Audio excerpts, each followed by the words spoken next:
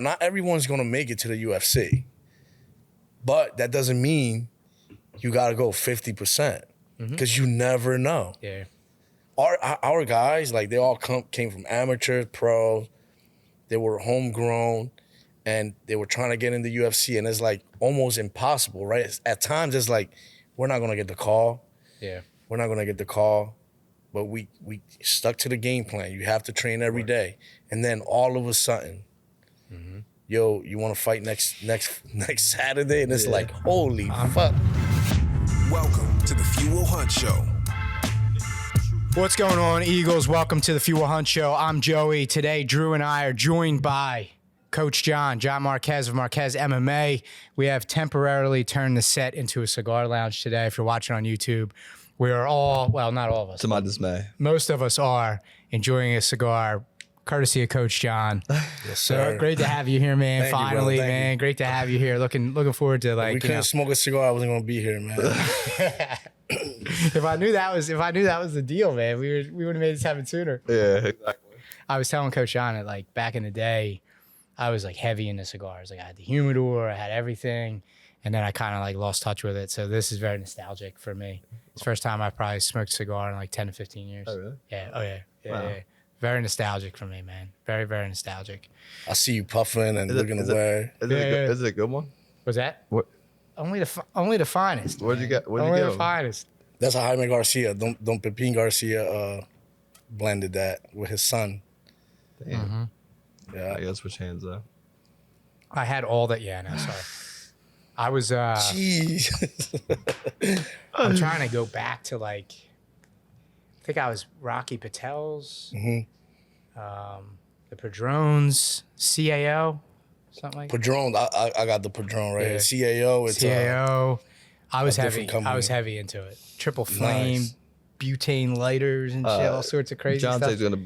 I told him I wasn't smoking. He told me he's gonna bring me a lunatic. And I was like, that sounds crazy. He's like, nah, not so bad. It's like a picture of this fucking like big ass cigar like this. That's gonna be the next time. When Yeah, it the comes back. lunatic, the When it comes lunatic back. is wild. Is that a real Yeah. thing? Yeah, that cigar is real. Oh my Yeah. god. But try to smoke one cigar, Yeah. at least one cigar a day after the gym, work, Yep. fights, and I kind of sit back and think about how the day went. The Relax, reflect. Yeah. Yeah, I get you. Yeah. They actually, him and Kurt bought these bubbles. Yeah. Don't you I have saw one too? Kurt's. I saw Kurt's bubble. It's a little tent. Yeah, that thing got destroyed. That really? Yeah. Yeah, it's funny, man. It's funny. I when I was like 15, I think, I went to Italy, which sounds like bougie, but trust me, I started working at like 11, and I saved my money. I saved like $2,000, and I went to Italy. It was like a school trip, right? And they had these little cigars, and they were in like a tin, and that's the first They cigar. still sell them, bro. Yeah, I'm not like, these were like European ones. I don't know what. Yeah, I these forget are the name fucking of them. horrible. Yeah, I You were a must have. cowboy back then. I must have smoked. I was there for 5 days. I must have smoked like a 10 a day. Jeez. I was letting, and that kind of like started my cigar thing. Yeah. And then once I graduated high school and I started working and I started making a little bit of money, then I went like deep down the rabbit hole. But then I lost it. But that was the story. I That's how remember now got when started. Jay came home talking about your wedding. He was like hype on the. Oh, that's right. The We had cigar a roller guy. Yeah, I had a cigar roller at our wedding. Nice. Yeah, that was actually, I forgot about That's that. some Coach That's John cool. shit right there.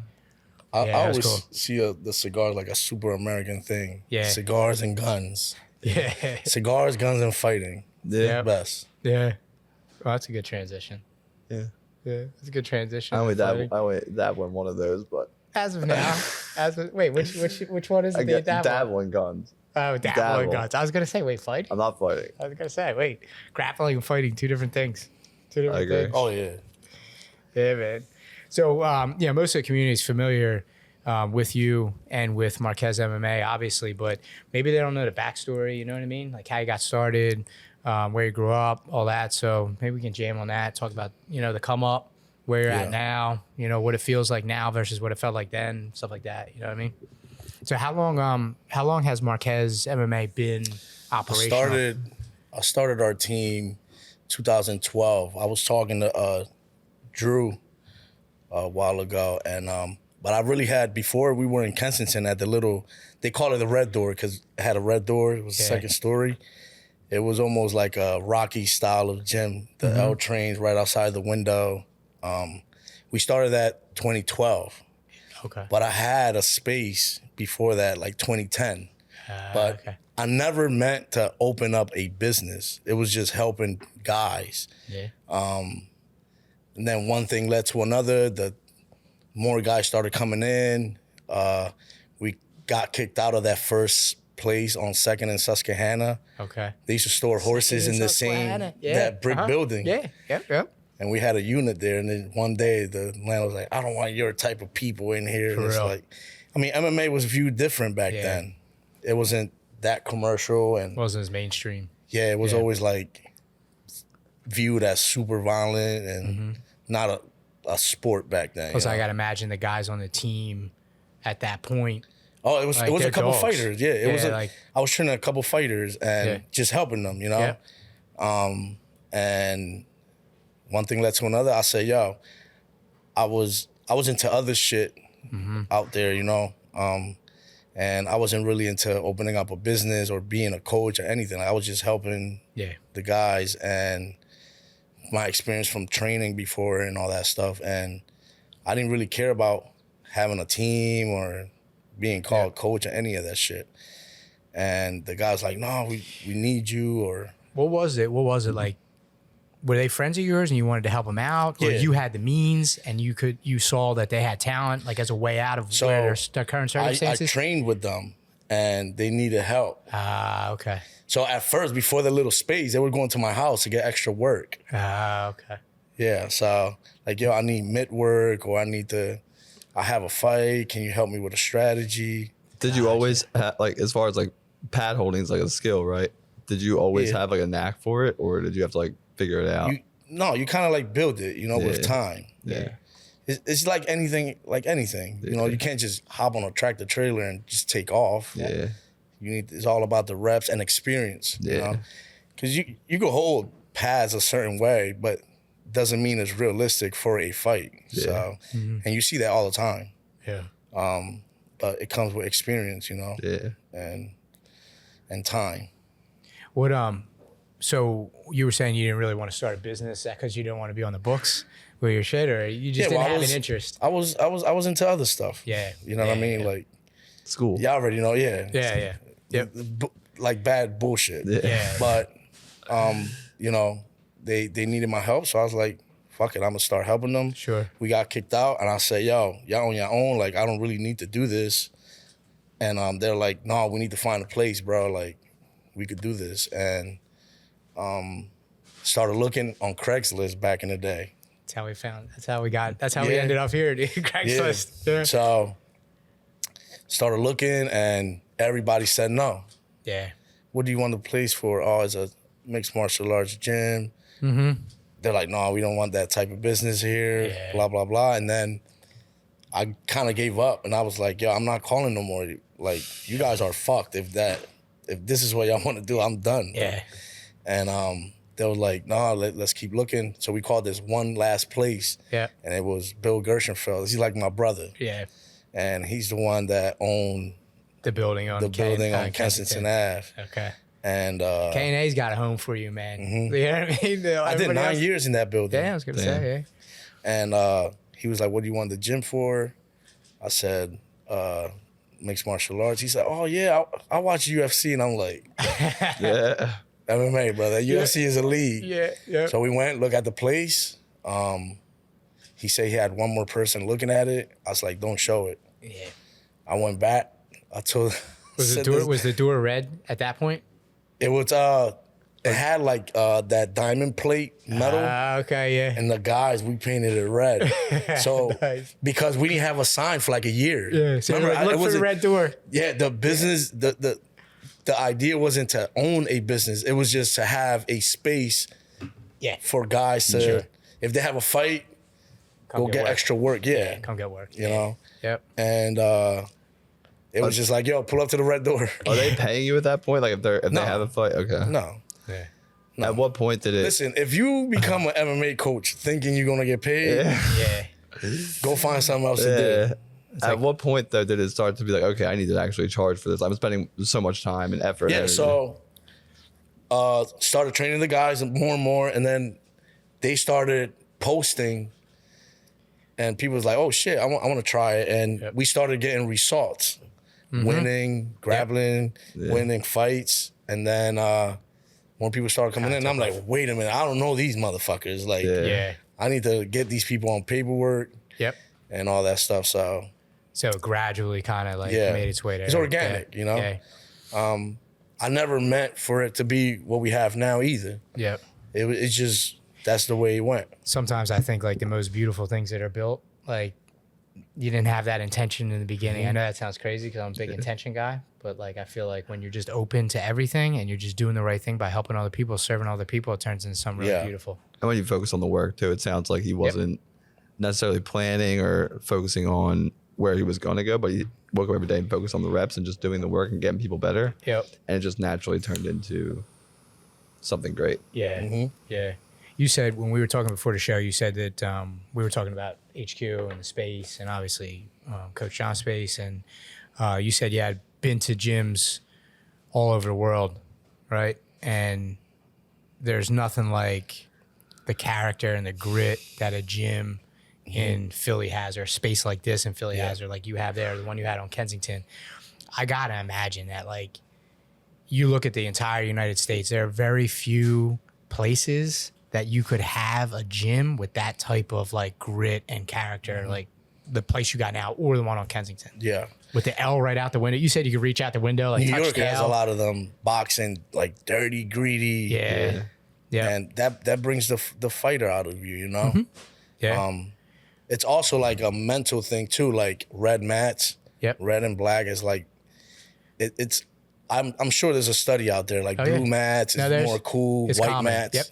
Yeah, it's common. Red brings out violence in you. Energy, violence, orange, Not black's that protective. I want people to kill each other in there, but yo, it's a fight, man. And it's proven that if you soft, just like anything, it's not gonna be a good day at the office. just like anything in life, you know, you don't build some grit, people are gonna walk all over you. Yeah. So it's the same thing in fighting. Yep, for sure. You have to train how you fight, and there's nothing scientific about it. It's just what it is. I feel like a lot of people that are there, you know, whether it was at your Kensington spot or here, you know, they're fighting, but they're also fighting to get out of something. Yeah. Right? Yeah. And like a gritty place that has character, right? That people sweat in. That reminds them of the circumstances that they're trying to fight their way out of too. If you sit it like turns on our mats on and the you fighter. hear some of these guys' stories, man, it's fucked up. Yeah. And fighting is their only way out, you know? Yeah. So they go all in. Do you find that people that come from maybe more privileged backgrounds or not with that grit instilled in them, they don't really last long at your gym? Like, have people come through and been like, wow, this is a little maybe too It's much not really like privileged backgrounds, because privilege just means you grew up with a little bit of money. Because I have guys from all over the place. Like, there's people that drive from New York to train with us. I have a kid that drives from Reading, PA, all over the world. every day. Really? From Reading, PA, every single day. Damn. And on fight camp, he comes down twice a day. Damn. That's wild. And we have people from Delaware, like an hour and a half away. And those people didn't grow up like the inner city guys that I have, but they have the natural grit, right? Yeah. Not that they grew up privileged, is what happened to them growing up. Yeah. It's what built them to who they are today. Yeah. You know, it's not really like having money, whatever. There's people in the hood with money. Yeah. But it's what happened to them or how their parents molded that foundation. Yeah. That is how you gonna act when you get a little bit older. Yeah. That's something I worry about. Like my son, like he gets brought up with like too much love and things he wants. Like he's not gonna have any drama or. But I don't even think like through. it's the things he wants or loves. I think everybody. I mean, you're just not gonna love your kid. Yeah, exactly. You Right, got but- them on the mats. Like Yeah. you have to manufacture that. I don't adversity. think you should view it like that. It's other shit Yeah. that creates grit. Yeah. You know, like a death or Yeah. you know, a bully or Yep. stuff like that. You know, I feel like that's in today's age of society, people want to shelter their kids from everything, right? They want to like make them, put them in a bubble and be like, oh, I don't want them to feel sad or unhappy or like things are hard. Right. And that's why we have this today's soft society, because people just want to solve the problems for their kids. And I think it started with my parents' generation, like, Oh, absolutely. and it's just it's trickling down into people my age and their kids. But I tell Parker every day, hard is good. Yeah. Like, if it's hard, it's probably going to make you better. Like, I mean, like Coach John saying, you're not going to not love your kid. You know what I mean? Yeah. Like, there's certain things that you went through growing up, you know, however you want to call it, difficulty, trauma, whatever. There's things I went through growing up. And, like, our job, I'm sure you too, John, right? Yeah. Our job is to make sure our kids don't feel that. They don't have that. Sorry. They don't have that. They don't have to go through that. Yeah. So, since that's the case, you got to manufacture the adversity, Oh, yeah. you know? Got to manufacture it. Have you had people come through, though, that you're like, they're not going to last here? Like, they're not. Yeah, they're I not mean, going I think to be a fighter, you have to be born a fighter. Yeah. It's something That's that interesting. not everyone has. It's. I it think real- I think 9 out of 10 like grown men want to fight or feel like they know how to fight, but they don't just have it. It's just what it That's is. what I was thinking. And that's okay. Like, Yeah. When you said that, I was like, the UFC and all these leagues, they make it look super sexy to be a fighter. Like, it looks fucking awesome, like a modern day gladiator. But then you may want to sign up and you're like, oh, I'm gonna go to Marquez MMA on Monday and test it out. And I cannot imagine. I think that's social media's fault. Yeah. Yeah. Because everyone lives this fake story on social media. Yep. Yeah. It's like a movie. You create your own movie on social media. Yep. And that's what's bringing the mental health issues Oh, and of course. everyone feeling low, Yep. people counting your pockets. Like, it's fucking It's- weird. Yep. We're literally, we wonder why depression and things like that are up, because we're staring at other people's fake lives on Instagram. Like, Yeah. you're literally only posting constructed or It's a highlight reel. Yeah, It's a highlight reel. or a highlight reel, even just manufactured happiness. You know what I mean? Half these people aren't even happy in their day-to-day lives, but they look like they're ecstatic on Instagram. But Yeah. But it's also like you have to tell yourself, like, yo, I don't have to believe this shit. Yeah. You could just scroll through it and it is what it is. But some people get so sucked into that life, they trying to live like others. They're trying to do what everybody is doing. Like, Yeah. If you don't have the awareness to tell yourself that, like you just said, if you don't have the awareness, then you start to assume. You start to assume that's exactly what that person's life's like all the time. well, everybody thinks that's what life should be like. Yeah. Lamborghinis and fucking, Yep. and it's like that. Those are good things, but those people work. The ones that own it for real, Yeah. Not work posing in their front of fucking it. ass off not for renting that. it. Yeah. You know, The majority of the people, at least the majority of people we know, they're like super high achievers that have those type of things. They're great and they enjoy 9 them. times out of 10, you don't even know they have it. This is true. 'Cause they don't care about posting it. Right. And they enjoy those things. But what they enjoy much more is the fact that they went through all that shit to get it. Like, that's what they're really proud of. They ain't really proud of the car. Yeah. They enjoy it. It's a thing they enjoy. But, like, what they're proud of themselves.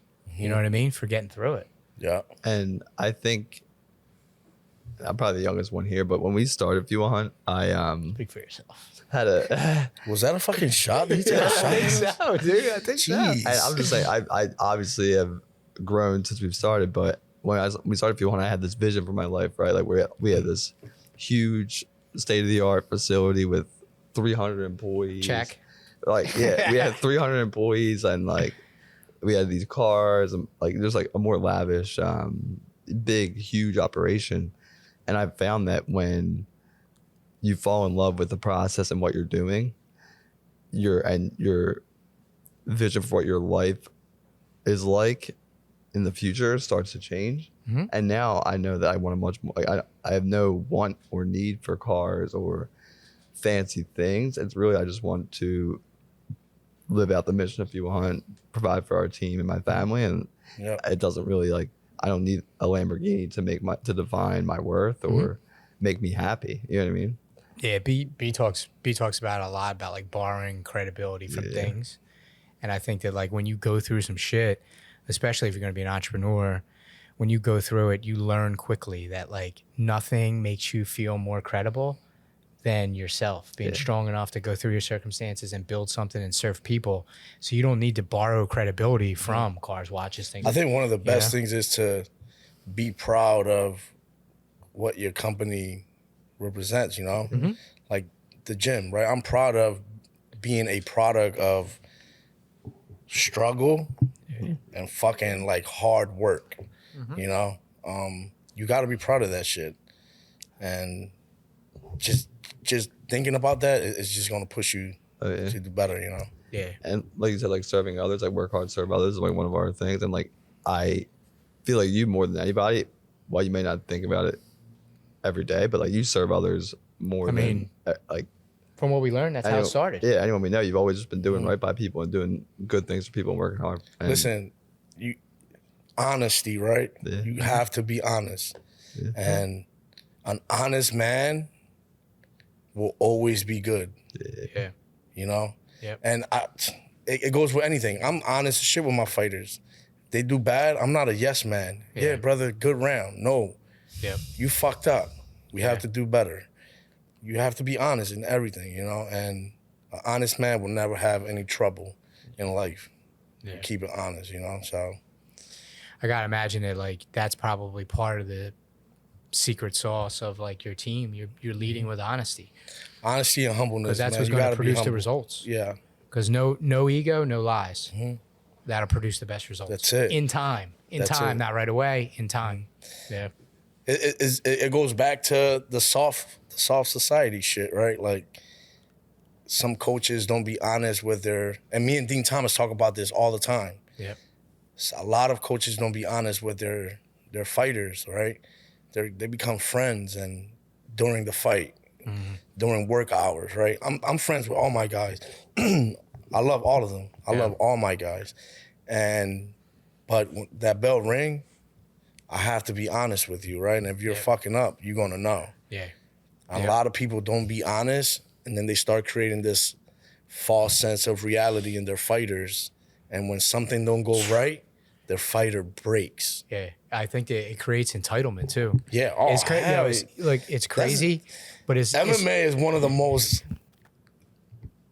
MMA probably has the most entitled people in the fucking sports world. Listen, it's not too much different than parenting, to be honest. Yeah. Like if you're not, you are like a dad. If you're not talking, if you're not honest with your kids and you start to build that false world, that false reality, they're going to be entitled as shit.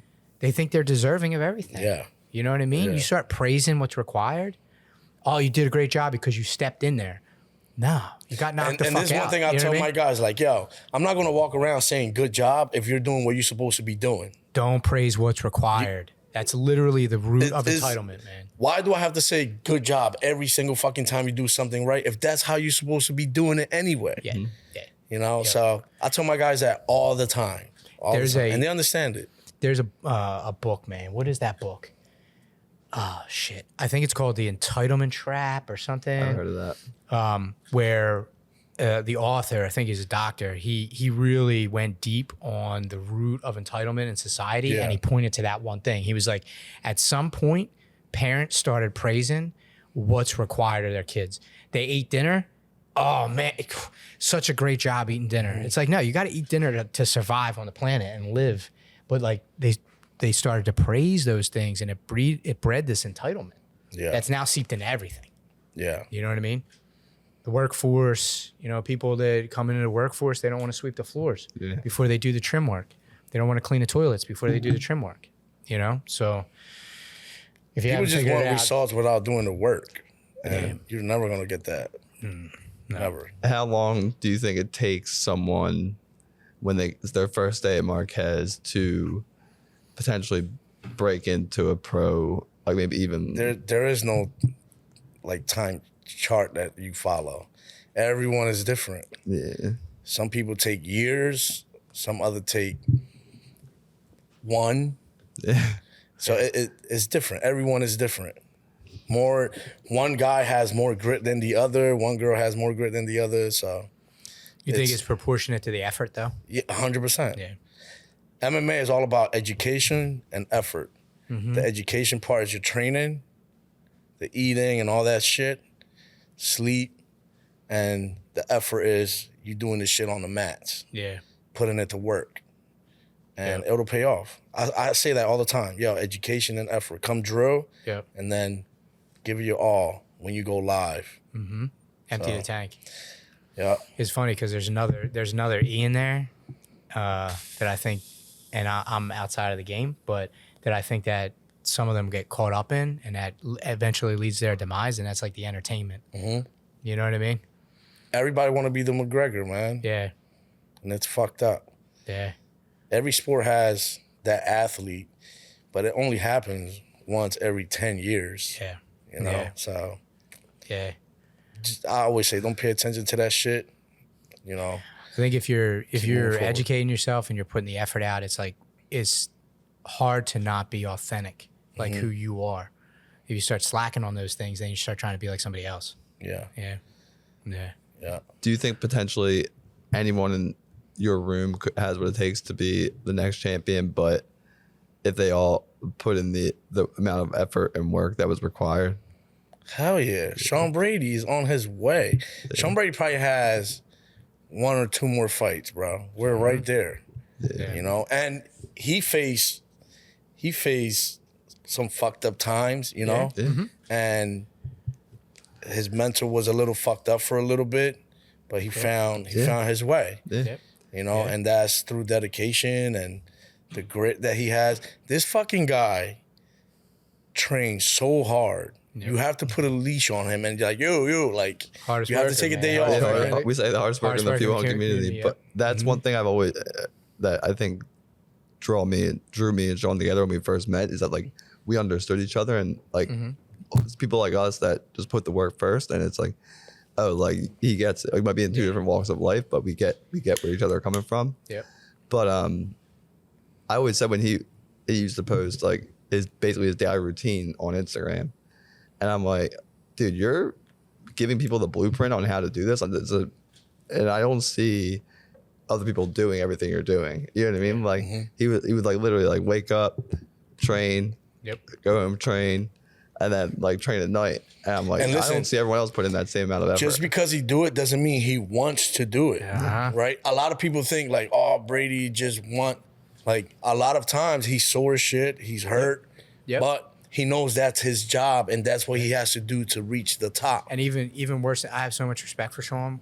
He did a I don't know if it was pre or post fight where he was talking about his fight with Bilal, and he was just like, look, like I'm mentally quitting there. Yeah. He was like, he touched me. He's like, I was fine. He he's built like, so he's so like, he I built mentally this quit.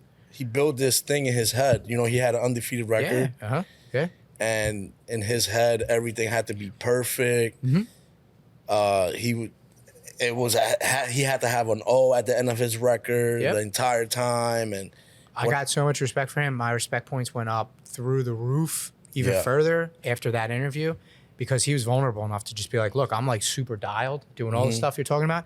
But in that instance, I realized I mentally quit on myself. And he's like, that'll never fucking happen again. Never. That's the one thing I think is tough about the MMA world is that in life, in business, we lose all the fucking time. All the time. We always lose. Oh, yeah. But Sean, in his mind, couldn't give himself one loss. Like, you know what I mean? Like, and that's how the MMA world, it's like unforgiving like that. Like 1-2 losses, you're like kicked to the curb, but it's not really, I think nothing in life is fair, but it's not fair to those guys to be like Michael Jordan, the best basketball player of all time, arguably for some people.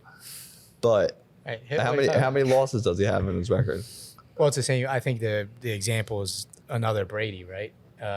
Tom Brady or whatever, Yeah. right? I think it's him. You look at his record as like losses versus and when he first got drafted, nobody believed in him. Exactly. He turned out to be the GOAT. Exactly. And plenty of losses. So I think it's challenging for MMA fighters to get comfortable with losing. But that it goes back to your original question, right? Like growing up privileged. It's not really about having a nice car growing up and money. It's about the shit that you go through in life, right? Yeah. Brady, it wasn't about money to him. It wasn't about getting 2 checks. It was about a loss in the cage. Yeah. And, you know, he came back from that, and he's a total different man now. Yeah. You know? Yeah. Super grounded, level-headed, and It about takes to be a losses. dad. He also, yeah. It takes losses in life to make you that way, though. Like, literally, absolutely. like, losses Absolutely. make bosses, dude. Absolutely. I don't think there's any, like, I don't think there's a way to learn that and apply it without that adversity I agree. at great scale. Yeah. You know what I mean? I'm not talking about, like, you know, you got a flat tire on the When way to he training, fought you know? Michael Chiesa, right? That was 21, I believe. November 20th or 21st, sometime around there. I have so many fights, I don't even know the goddamn dates, but we landed Sunday. Monday, I had moved from the Red Door to American Street, and I had put all this money there, fixing it, making it look nice, because the landlord didn't want to fucking do it. And I'm like, man, I can't give a product out like looking like this. So put all this money in, fixing it. We landed after the Chiesa fight Sunday. Monday, we go to work as usual, and it was a fucking sticker on the window from the city. I saw tenants, because it was multi-tenants. Yeah. Saw tenants outside. I'm like, what the fuck? Read the sticker. The city shut the entire building down. And after 9-10 years in business, that moment, I'm like, I fucking lost everything. Like, I don't have a place to train my people. And at that time, 10 years later, our team is fucking huge. Yeah. And I was so frustrated, right? I'm like, I was about to give up. Yeah. I was about to go to my old lifestyle and fucking whatever, Oh, really? right?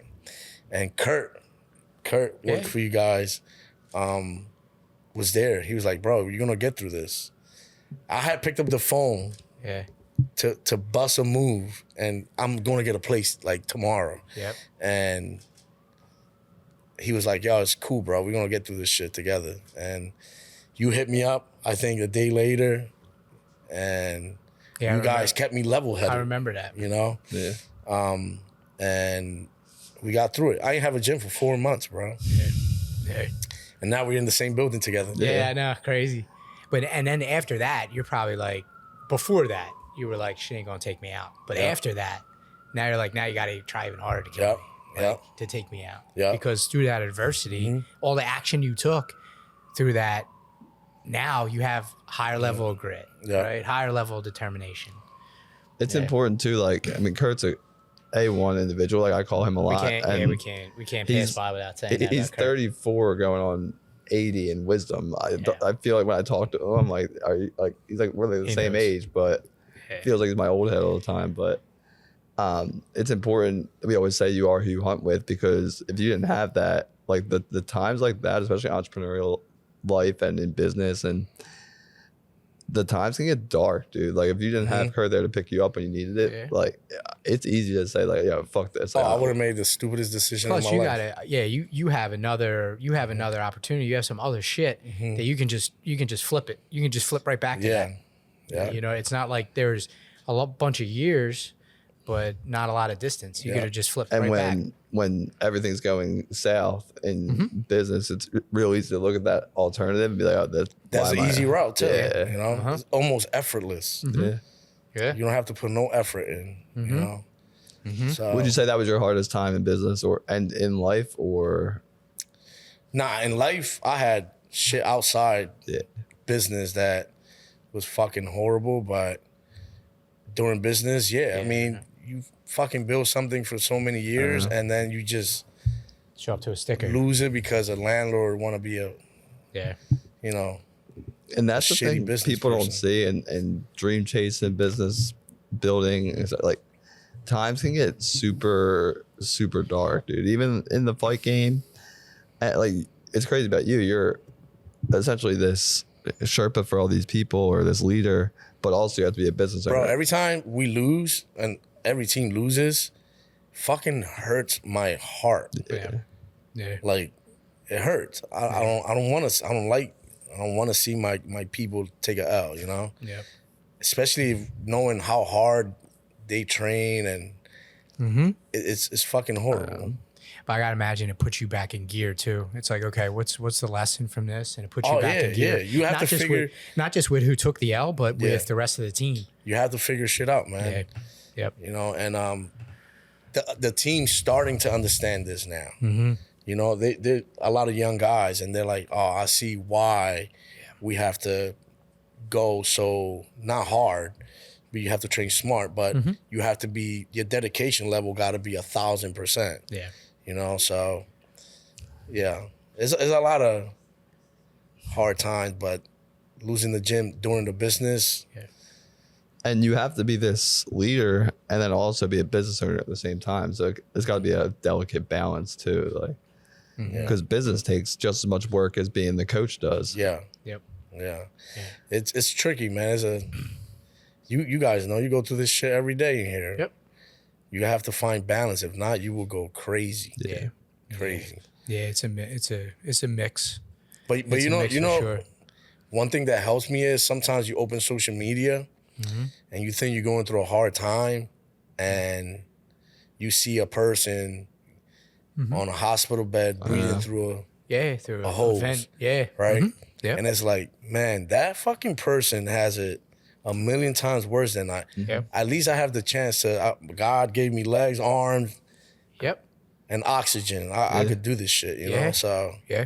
have to be grateful, man. That's the other side of social, I think. You know what I mean? You go in there and it's the thing, like, you know, it's easy to demonize because it's like the highlight reel and what it's doing to everybody's mental health. But there are positives to it. And, you know, it can give you a reality check sometimes, right? So for as much as fake shit is on there, you can still get a reality check at times, whether you like it or not. You know what I mean? I think that power of perspective too. Like I have a gratitude practice is like super powerful in my life, but someone else will always take your problems gladly. You know what I mean? Like when you think you have problems, you should really think about the people that actually have problems. Yeah. And I tell my son that too. Like some people didn't wake up today. But I agree that there's some humor on Instagram too. I do enjoy myself a funny reel here and there. Yeah. I'm working on that. I'm working on my ability I'm like notoriously like super serious. So Drew and the team have brought me around. Well, at our old warehouse, we'd show up to the office and Joey would just be Mr. freaking serious all day. I'm an intense. No I can fun, be very, dude. very Like, intense, man. Yeah, super intense. I can be super. And we were in like a intense, shoebox office. Nice. So there's no escaping them. I gotta go to the other side of the room. Like, yo, bro, relax. no. Like you have to, when you open the door to the room, if my intensity was high, you'd have to like fight through it. Like you need like a machete to cut through my intensity just to walk into the room. Just sometimes you're so focused, though. That's what you it have is. to be intense. Yeah, that's what it is. But I've learned to meter that with some humor, and it's I think it's added some years to my life. I agree. Yeah. The cigar might be taking a couple years off today, but you know, the humor's added, so we're balanced. With Marquez though, I was just thinking, do you find that when people come train with you, they know the mentality that's going to be required to train with you guys? Like when they show up, they know like you have your. So a lot of times, yes, and a lot like 50-50, right? Yeah. We have guys from all over the world. So we have guys from Tajikistan, Uzbekistan, all over the world, and Russians, and they grow up or something. They have fucking grit too. Yeah. But when they come down, they're like, holy shit, this is different. Yeah. You know, and I try to keep it old school. Old school way works. Yeah. And yeah, they realize that shit. Some do, some don't. But after that first day, like, and some of them don't come back, and that's all right. I always post about that shit. My mats ain't for everyone. Yeah. You know? Yeah. So it's okay. I feel like you said a couple minutes ago, you said like dedication level, 1,000% dedication level. Do you think that that's what separates your 100%. Team from other teams? Yeah. Our guys train twice a day, every day on my mats. Yep. And they still do extra work, You know, Jonathan's guys Yep. 2 times a day too. Like, either you do this shit or you don't. Yeah, you're in or you're out, man. Because it's gonna show. Listen, fighting is probably the most honest way to calibrate what you do for 10 weeks. And do you find that if you did the right preparation, I mean, I guess it's a stupid question, but if you did the proper amount of preparation, studying, training, etc., like you won't get caught, you will win? Or is it never? If you believe, so coaches, we do our job. I don't think there's any coach in the world that trains people to lose. Yeah. In any sport. Yeah. Like, why would you train somebody to lose? It doesn't make sense, right? The bigger part is that fighter's mindset, especially if they have the skill, right? Like Brady has the skill, had the training, but missed the mind piece. Yeah. And it's all about fight night, man. But you should get ready and you should believe in yourself. Like, yo, I do this shit every day. I got what it takes to beat anybody. And I have what it takes to fight tomorrow if I had to. That's a big part of the game. But the bigger part is the fucking mindset. It's almost, sounds like you're saying like Freddie's almost too scared to lose. Not scared to lose. I just feel like he went in there like he's gonna win. Nothing bad can happen. Cause you build this false sense of reality, like I'm perfect. When I swing, the punch has to land. Sure. When he shoots, I'm gonna sprawl. Yep. You know. One thing you've learned in business and in life, buddy, nothing rarely ever goes to plan.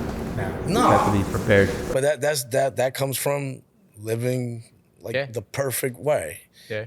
Nothing is fucking perfect. No. And especially when you're so locked in, like he on the nutrition training. He just wasn't present that night. Yeah. Mentally present.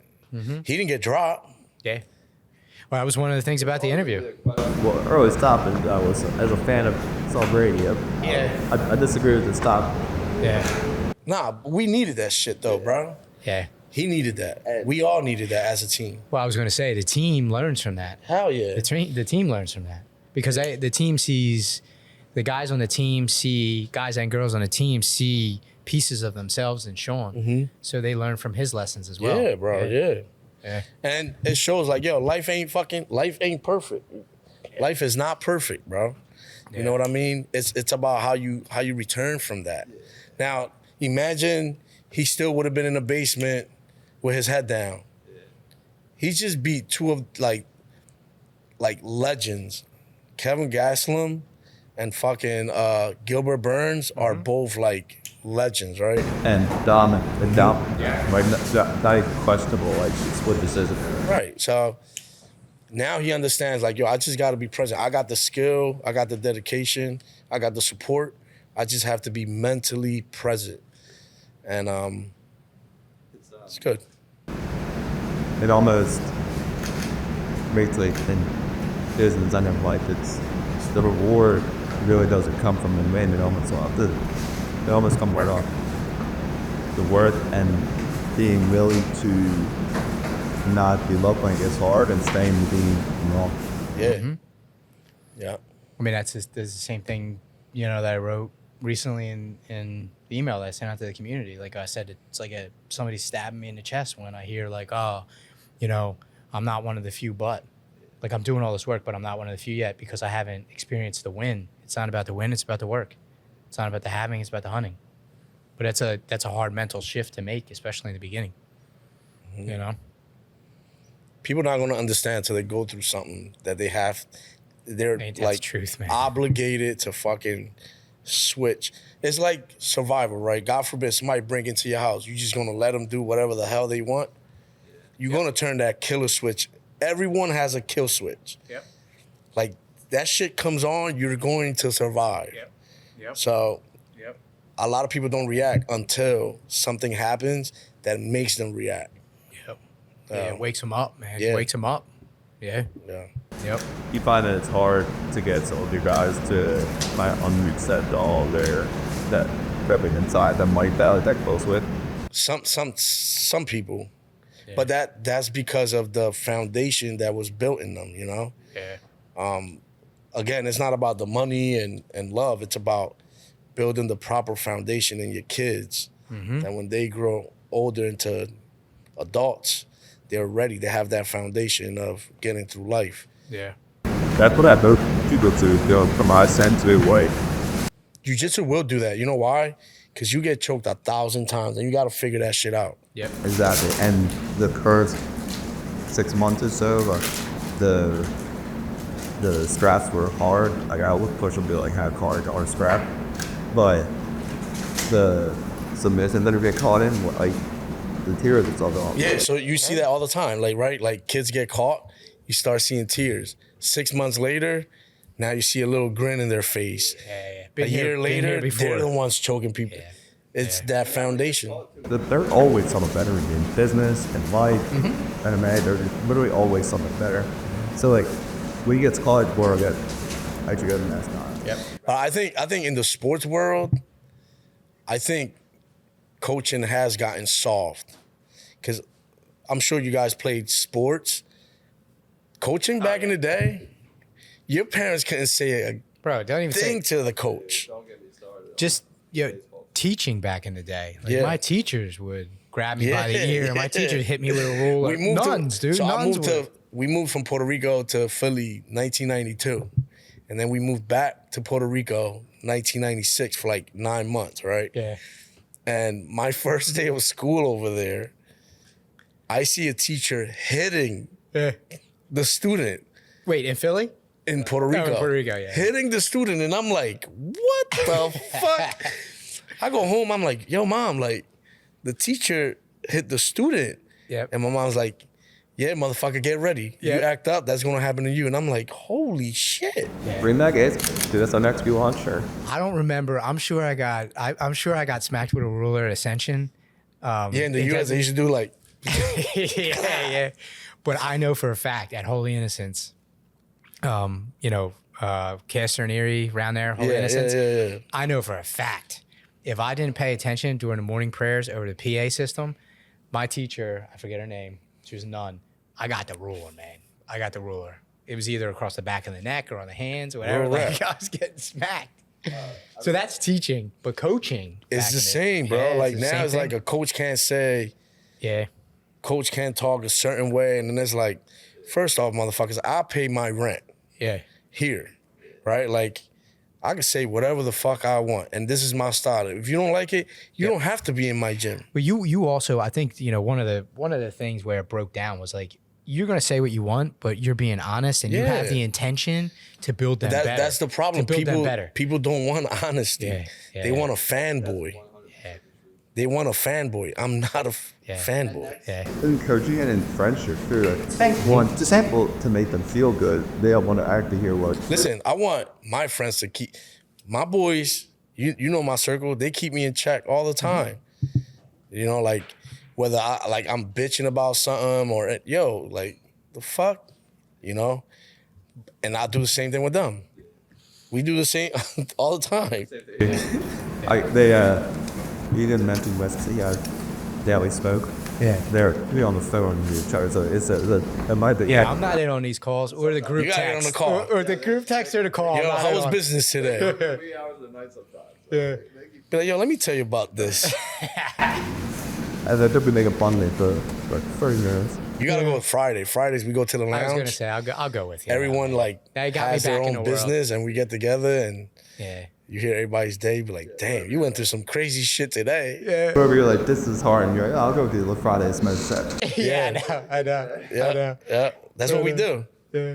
But when we walk out, fresh. Yeah. That's the one thing you won't realize about business is that it's not like work-life balance, it's work-life things. So you're always on. We're always, even when there, we're working. Listen, I go to family gatherings and shit, and they're like, yo, you good? Because I'm Yeah. mentally away thinking about Yep. business, right? And like, you're always locked in, and it's like, yo, you good? It's like, yeah, bro. I just got so much shit in my head That is the struggle of being present. yeah, When you're being where your feet are. you just thinking about your goals, Yep. Yeah. chasing it, you know. Challenge I mental jump bad. Like I went in the fill and I'm like I do know better. I should have done more. Yeah, I should have more reps. I feel the same way. I mean, there's that one of those things floating around social media. I guess one of the more positive things that I think is maybe a football coach, high school coach. He says like, overachievers, hard workers, they do so much and they still think that they should be doing more. Where like lazy and entitled people do a little bit and they think they deserve it all, like type of thing. And I think we all, if you are a business owner or you're a coach or you're a leader for real, everybody feels that same way. Yeah. You know what I mean? The blessing and a curse, I think, that I've developed over the years is like the ability to compartmentalize. So I can put stuff in a box, and that's good and bad sometimes, but that's how I separate. Yeah. You know what I mean? Yeah. Like I can compartmentalize really well. Sometimes I'll be so locked in. I'm like, not even there. Like, my mind is like, I How gotta crazy do this, is I it gotta do that. when somebody snaps you out of it or you snap yourself out of it? How crazy is it to like sit and think about it? You're like, man, I was just doing this thing for like 30 minutes at this place and I wasn't even here. Like, I was like floating somewhere I else ran my thinking- business for like 10 years. I didn't have no vacation. Yeah. I would just, even last weekend we had 2 nights of fights, 3 different events, and thank God, like we swept. But one of my coaches, James, was like, "Yo, bro, we had 13 fights since November 2nd, and we won all of them." And I'm like, "Holy shit!" I put my head down, and I don't think about none of this. Yeah. It's just, show up and do what you're supposed to be doing every fucking day to reach success. And I wasn't keeping count of how many bodies we were catching. It was just, we was doing our job, you know? I mean, to some degree, that's what's required. Yeah. You were doing what's required, but, James was like, let's have a 60-second celly. Yeah. 60-second And celebration, man. I didn't ask for that, right? Like, I didn't need him to be like, yo, coach, you good shit, week 13. It was just like, oh shit, cool. Yep. Monday, we got to get back to work. Yeah. It's like more gas in the tank, though, to like look at that and be like, oh, this is what I did. All right. Yeah. On that point of vacation, I find that when you are living a life that you enjoy and find purpose in, you don't need a vacation. I don't look forward to vacation. I look vacation more like I gotta take time off from my daily life to chill. But and a lot of people, including family members, don't understand that because they don't live. No, they yearn for that. They don't live our lifestyle, Exactly. So a lot of people see it like, man, you fucking selfish, and it's like, nah, bro. I do what I love every day, and I don't need to escape it. Yeah, exactly. I see vacation as an escape. I don't need to get away from. I agree.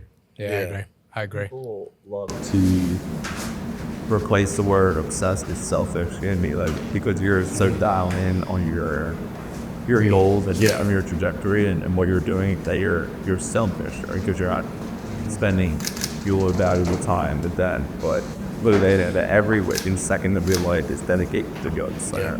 Yeah, my dad says we often mock what we don't understand, and that's like the truth. You know what I mean? He says that all the time, and I think that like most people just don't understand their life because they don't live it. So they try to, instead of understand it, cut it down. You know what I mean? And I don't teach every class in my gym, but I'm in my business every day. oh yeah, And that's just, I have to be, if I don't show up, it feels weird. I'm like, I'm off, I'm like, nah, I have to do something in there, sure, yeah. I mean, People probably understand how arduous the feisty roles code down. Business person, you have gain weight. You have multiple jobs to business owner, but to sustain those simple. And in the coaching world, like, you take everyone's problems because you need that person level-headed, and you take in their problems. So now it's like you have your stress plus their stress, and it's just That's what trauma dump on you. that's one of the craziest things. Like, as a coach or as a leader of a community or a team or whatever, like everybody talks about boundaries, protect your energy, put up the boundaries, blah, blah, blah. But like a good coach, a good leader will dissolve those boundaries for their team or for their community so that they can take some of the burden. You know what I mean? That's good. I have a great relationship with all of our guys, and we know each other's problems, and we try to figure it out all the time, you know? So it's good. I love my team, man. We're different. Yeah. We're different in I think we've established that. I think you guys have established that. It's awesome, man. Yeah. And a lot of people come in, if they're not like us, they find their way out, and that's okay. But the ones that are like us, they stay. And that goes with any business. You know what I mean? And you should only want people that think alike and got the same grit and all that shit, you know? I tell the stories one time I got on an airplane for one of our trips, and I was wearing a deployment shirt on the whatever, like, what do you do for work? I'm in this company 2 behind. And they're like, oh, what's that mean? I didn't even explain it. I was like, if you don't understand, as real Eagles get it, or you take people on, then yeah, you're following it. Yeah, that's like that moment, that point, excuse me, where you're like, do I want to explain this? Like, do I really want to get into it, or do I just want to accept the compliment that it's a nice T-shirt? Yeah. You know, or do I want to really get into it? Like, how much time you got? You know what I mean? It's cool, man. Yeah.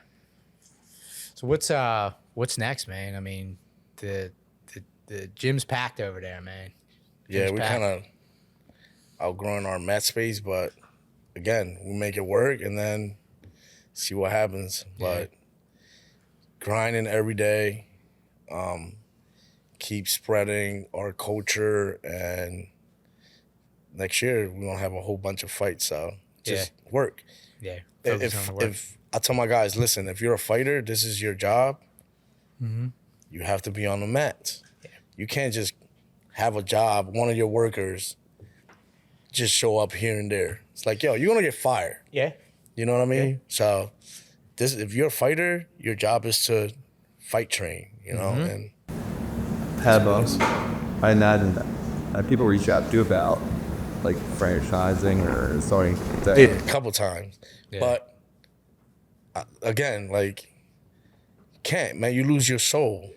Yeah. You lose your character. Like, that's why we're in North Philly, right? We represent Philly.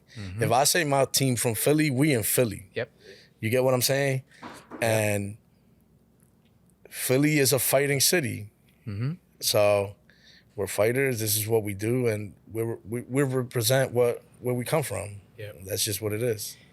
Yeah, Marquez MMA wouldn't be Marquez MMA somewhere other than San Diego. Yeah. The grit is different. Yeah. You know? I mean, even at the PI, we talked about this. And the PI is amazing. Yeah. It's great. Top of the line. Yep. State of the art facility. But I feel like sometimes you forget you're a fighter in there. Yeah. And there's no grit. Yeah. So too pretty, too polished. Yeah. Yeah. False you need reality. Grit, man. You need to look around and be like, damn, I gotta fight. Yep. To get away from this shit, you know? So yep. It just fits who we are. Yeah. You know? And I love Globe Dye Work. They gave us a chance when we didn't have shit. Matt Papajohn, he looked out. Matt's a solid dude. Yeah. Matt is a solid dude. I've had a couple hard conversations with Matt since we've been here, and he's always had our back. You know, everything hasn't been lovely for us since we've been here. Matt did a lot for our team, man, and he's a solid. Gave us a dude. chance, and I love this big gang. So, you know, fight the traffic and just fight the adversity outside. That's who we are, man. It's Philly. That's it. Yeah. Multiple fights. You gotta carry your gun. Yeah, exactly. On the way to the gym, so you're right. Yeah. Yeah. He showed me, I think it was Joe from Bertrand. Joe.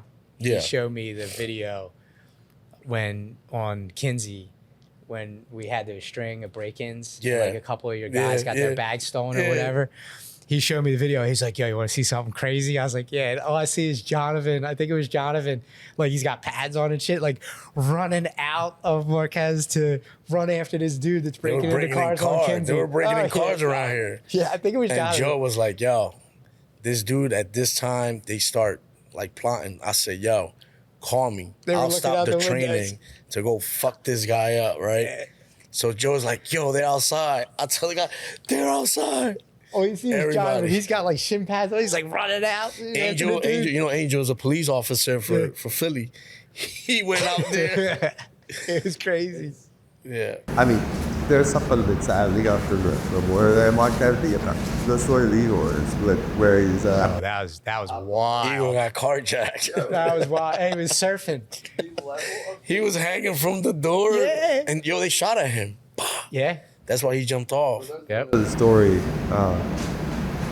You want about like being number evil. Yo, y'all could add a clip of this in this. We should.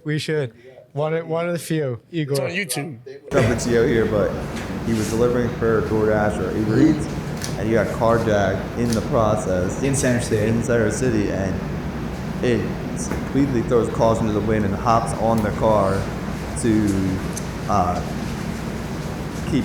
prevent them from stealing it.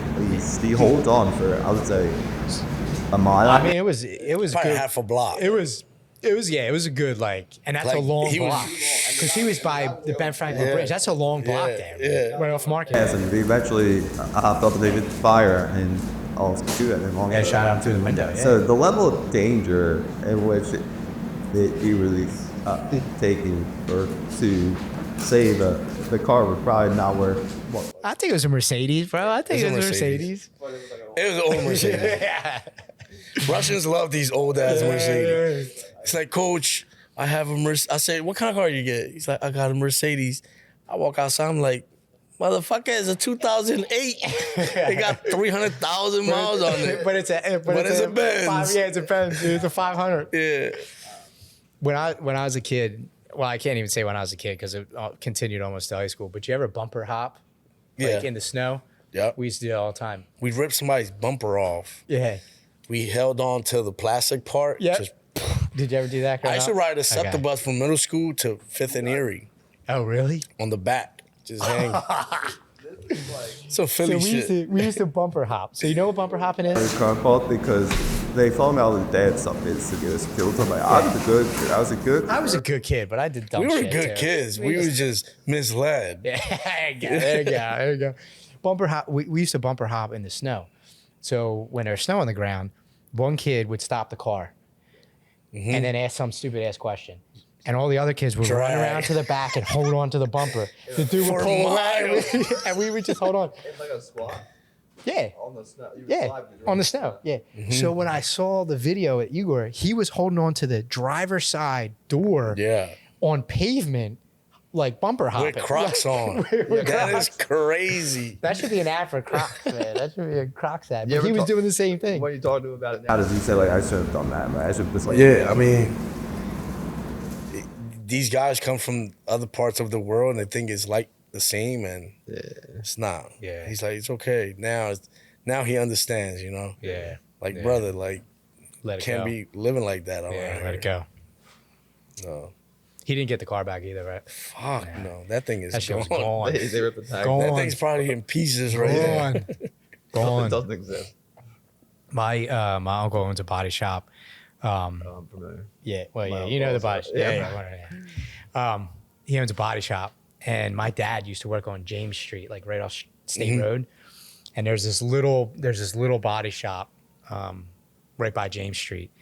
And when the cars used to get stolen from my uncles in Philmont, like off Philmont Ave, my dad would see the cars down at the shop getting chopped up within like hours. Crazy. Within hours. Within hours. Yeah, you go through crazy shit in this city, man. Yeah. It's getting kind of wild, too. Like, you at a red light, somebody hops the curb. They don't want to be at the red light. They just keep, I'm like, man, this is crazy out here. Yeah, it's pretty wild, man. It's crazy. pretty wild. It's crazy. We were talking before the show too. Like even the neighborhood that I'm in now, one of the nicest neighborhoods in Philly, still crazy shit Yeah. going on. Yeah. Well, no repercussions for their actions.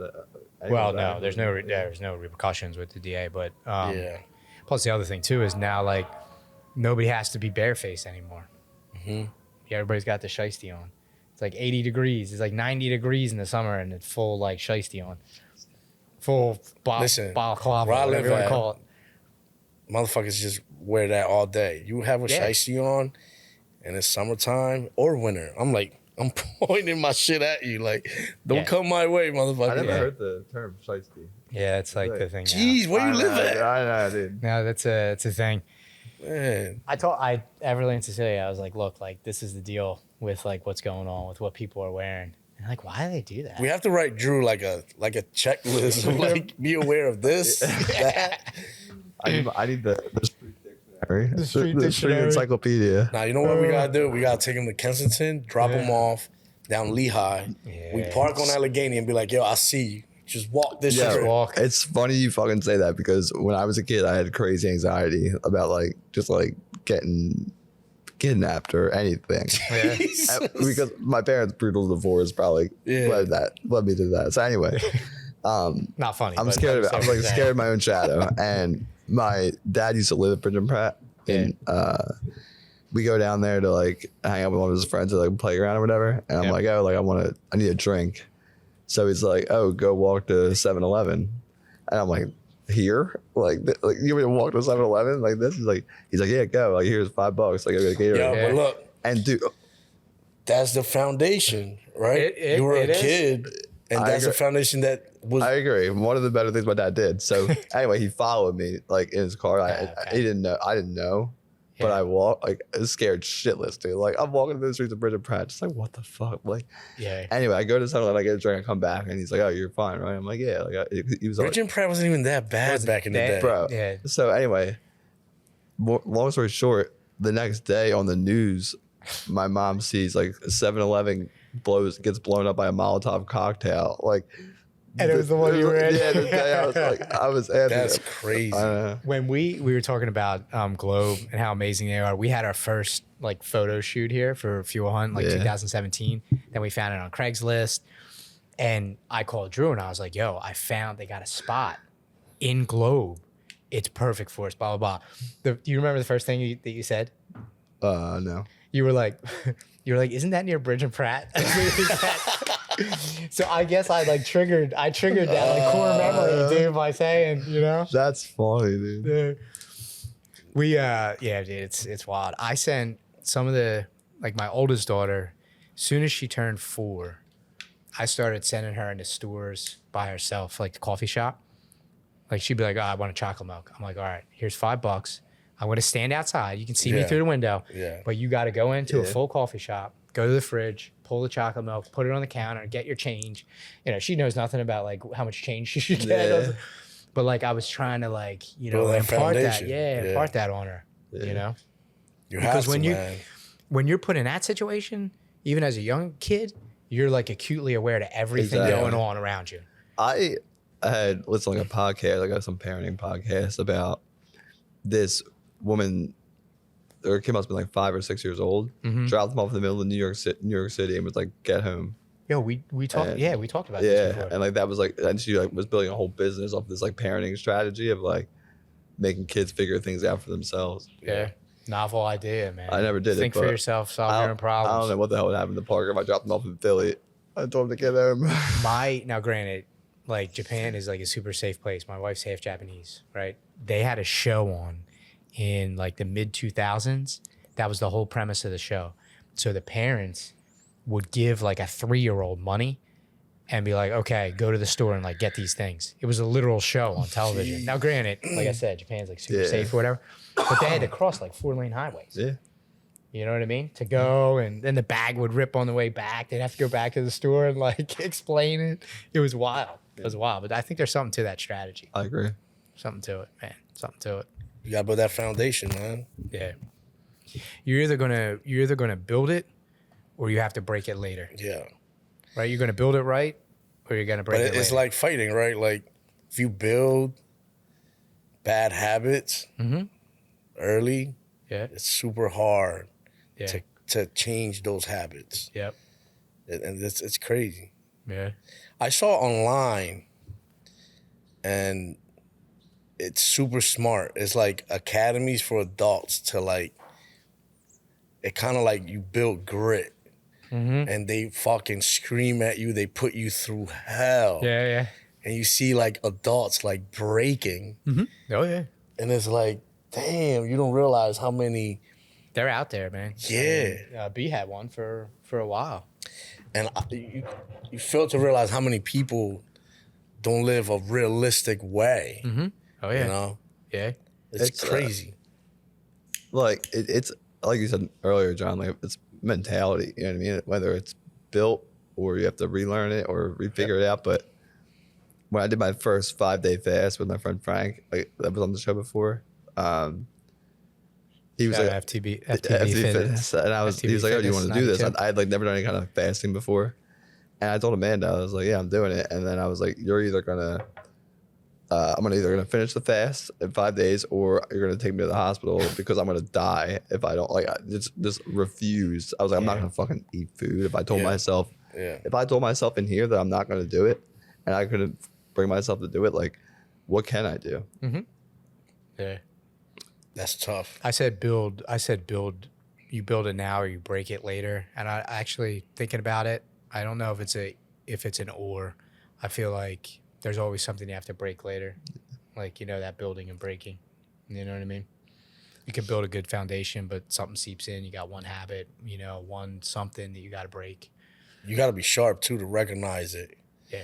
Oh yeah. Because if you don't recognize it on time, that shit just gets worse. Right now, you can find the great thing about the world or society, and the troubling thing about society. Like you can find somebody that's going to rationalize and support you. You can find a community to support the shit that you need to break. For sure. You know what I mean? You can find somebody that says it's okay. To Marquez and like, I want to be the next champion. Do you sit down with do you tell them right away what they're doing wrong or required? Or Nah, I let everyone grows different. because And there are some guys in there that are like, I want to be the champion. They're not say what brings. They're not doing. the thing is, yo, you gotta be honest and be realistic, right? Like the UFC is becoming almost like playing for the NBA, NFL. I think the UFC roster right now is like 700 people. Yeah. But how many fighters you think are out here saying, I want to be in the UFC, Yeah. right? And if you don't keep it real, it's like you build a false sense of reality in these people. And it's like, yo, not everyone's going to make it to the UFC. But that doesn't mean you got to go 50% because you never know. Yeah. Our guys, like they all came from amateur, pro. They were homegrown, and they were trying to get in the UFC, and it's like almost impossible, right? At times, it's like we're not gonna get the call. Yeah. We're not gonna get the call, but we stuck to the game plan. You have to train every day, and then all of a sudden, yo, you want to fight next Saturday, and it's like holy fuck. I'm sure you have guys and gals on the team that have done that, just focused on the work, and then some crazy circumstances happen, like short notice, somebody dropped out. I think Brady was the only one that was signed with enough time, but Pat Sabatini, short notice. Jeremiah, short notice. Andre came out of the Ultimate Fighter, short notice. Yep. So he got short notice after the. Joe Pyfer was after Contender Nushutan, right? He's from Uzbekistan, from a village. This guy has, I believe, like 30-something MMA fights. Yeah. Oh, really? He's like 38-6 or 8 or something. 40-something fights total, right? Yeah. From a village. He's the #1 guy in his country. His following is crazy. Yeah. Like 1.6 million followers or something. Yeah. He has a whole damn country, right? And he came from Uzbekistan here, got the work permit, was training with us. He wanted to be in the UFC, UFC, nothing for a year and a half. Yeah. And we're like, yo, he left his family, left his kids, everything. Yo, just put your head down and work. Next thing you know, it was like 6 days notice. Yo, you gonna fight an undefeated guy with 10 first-round finishes. Yeah. And he was like, because he did the work. Yeah.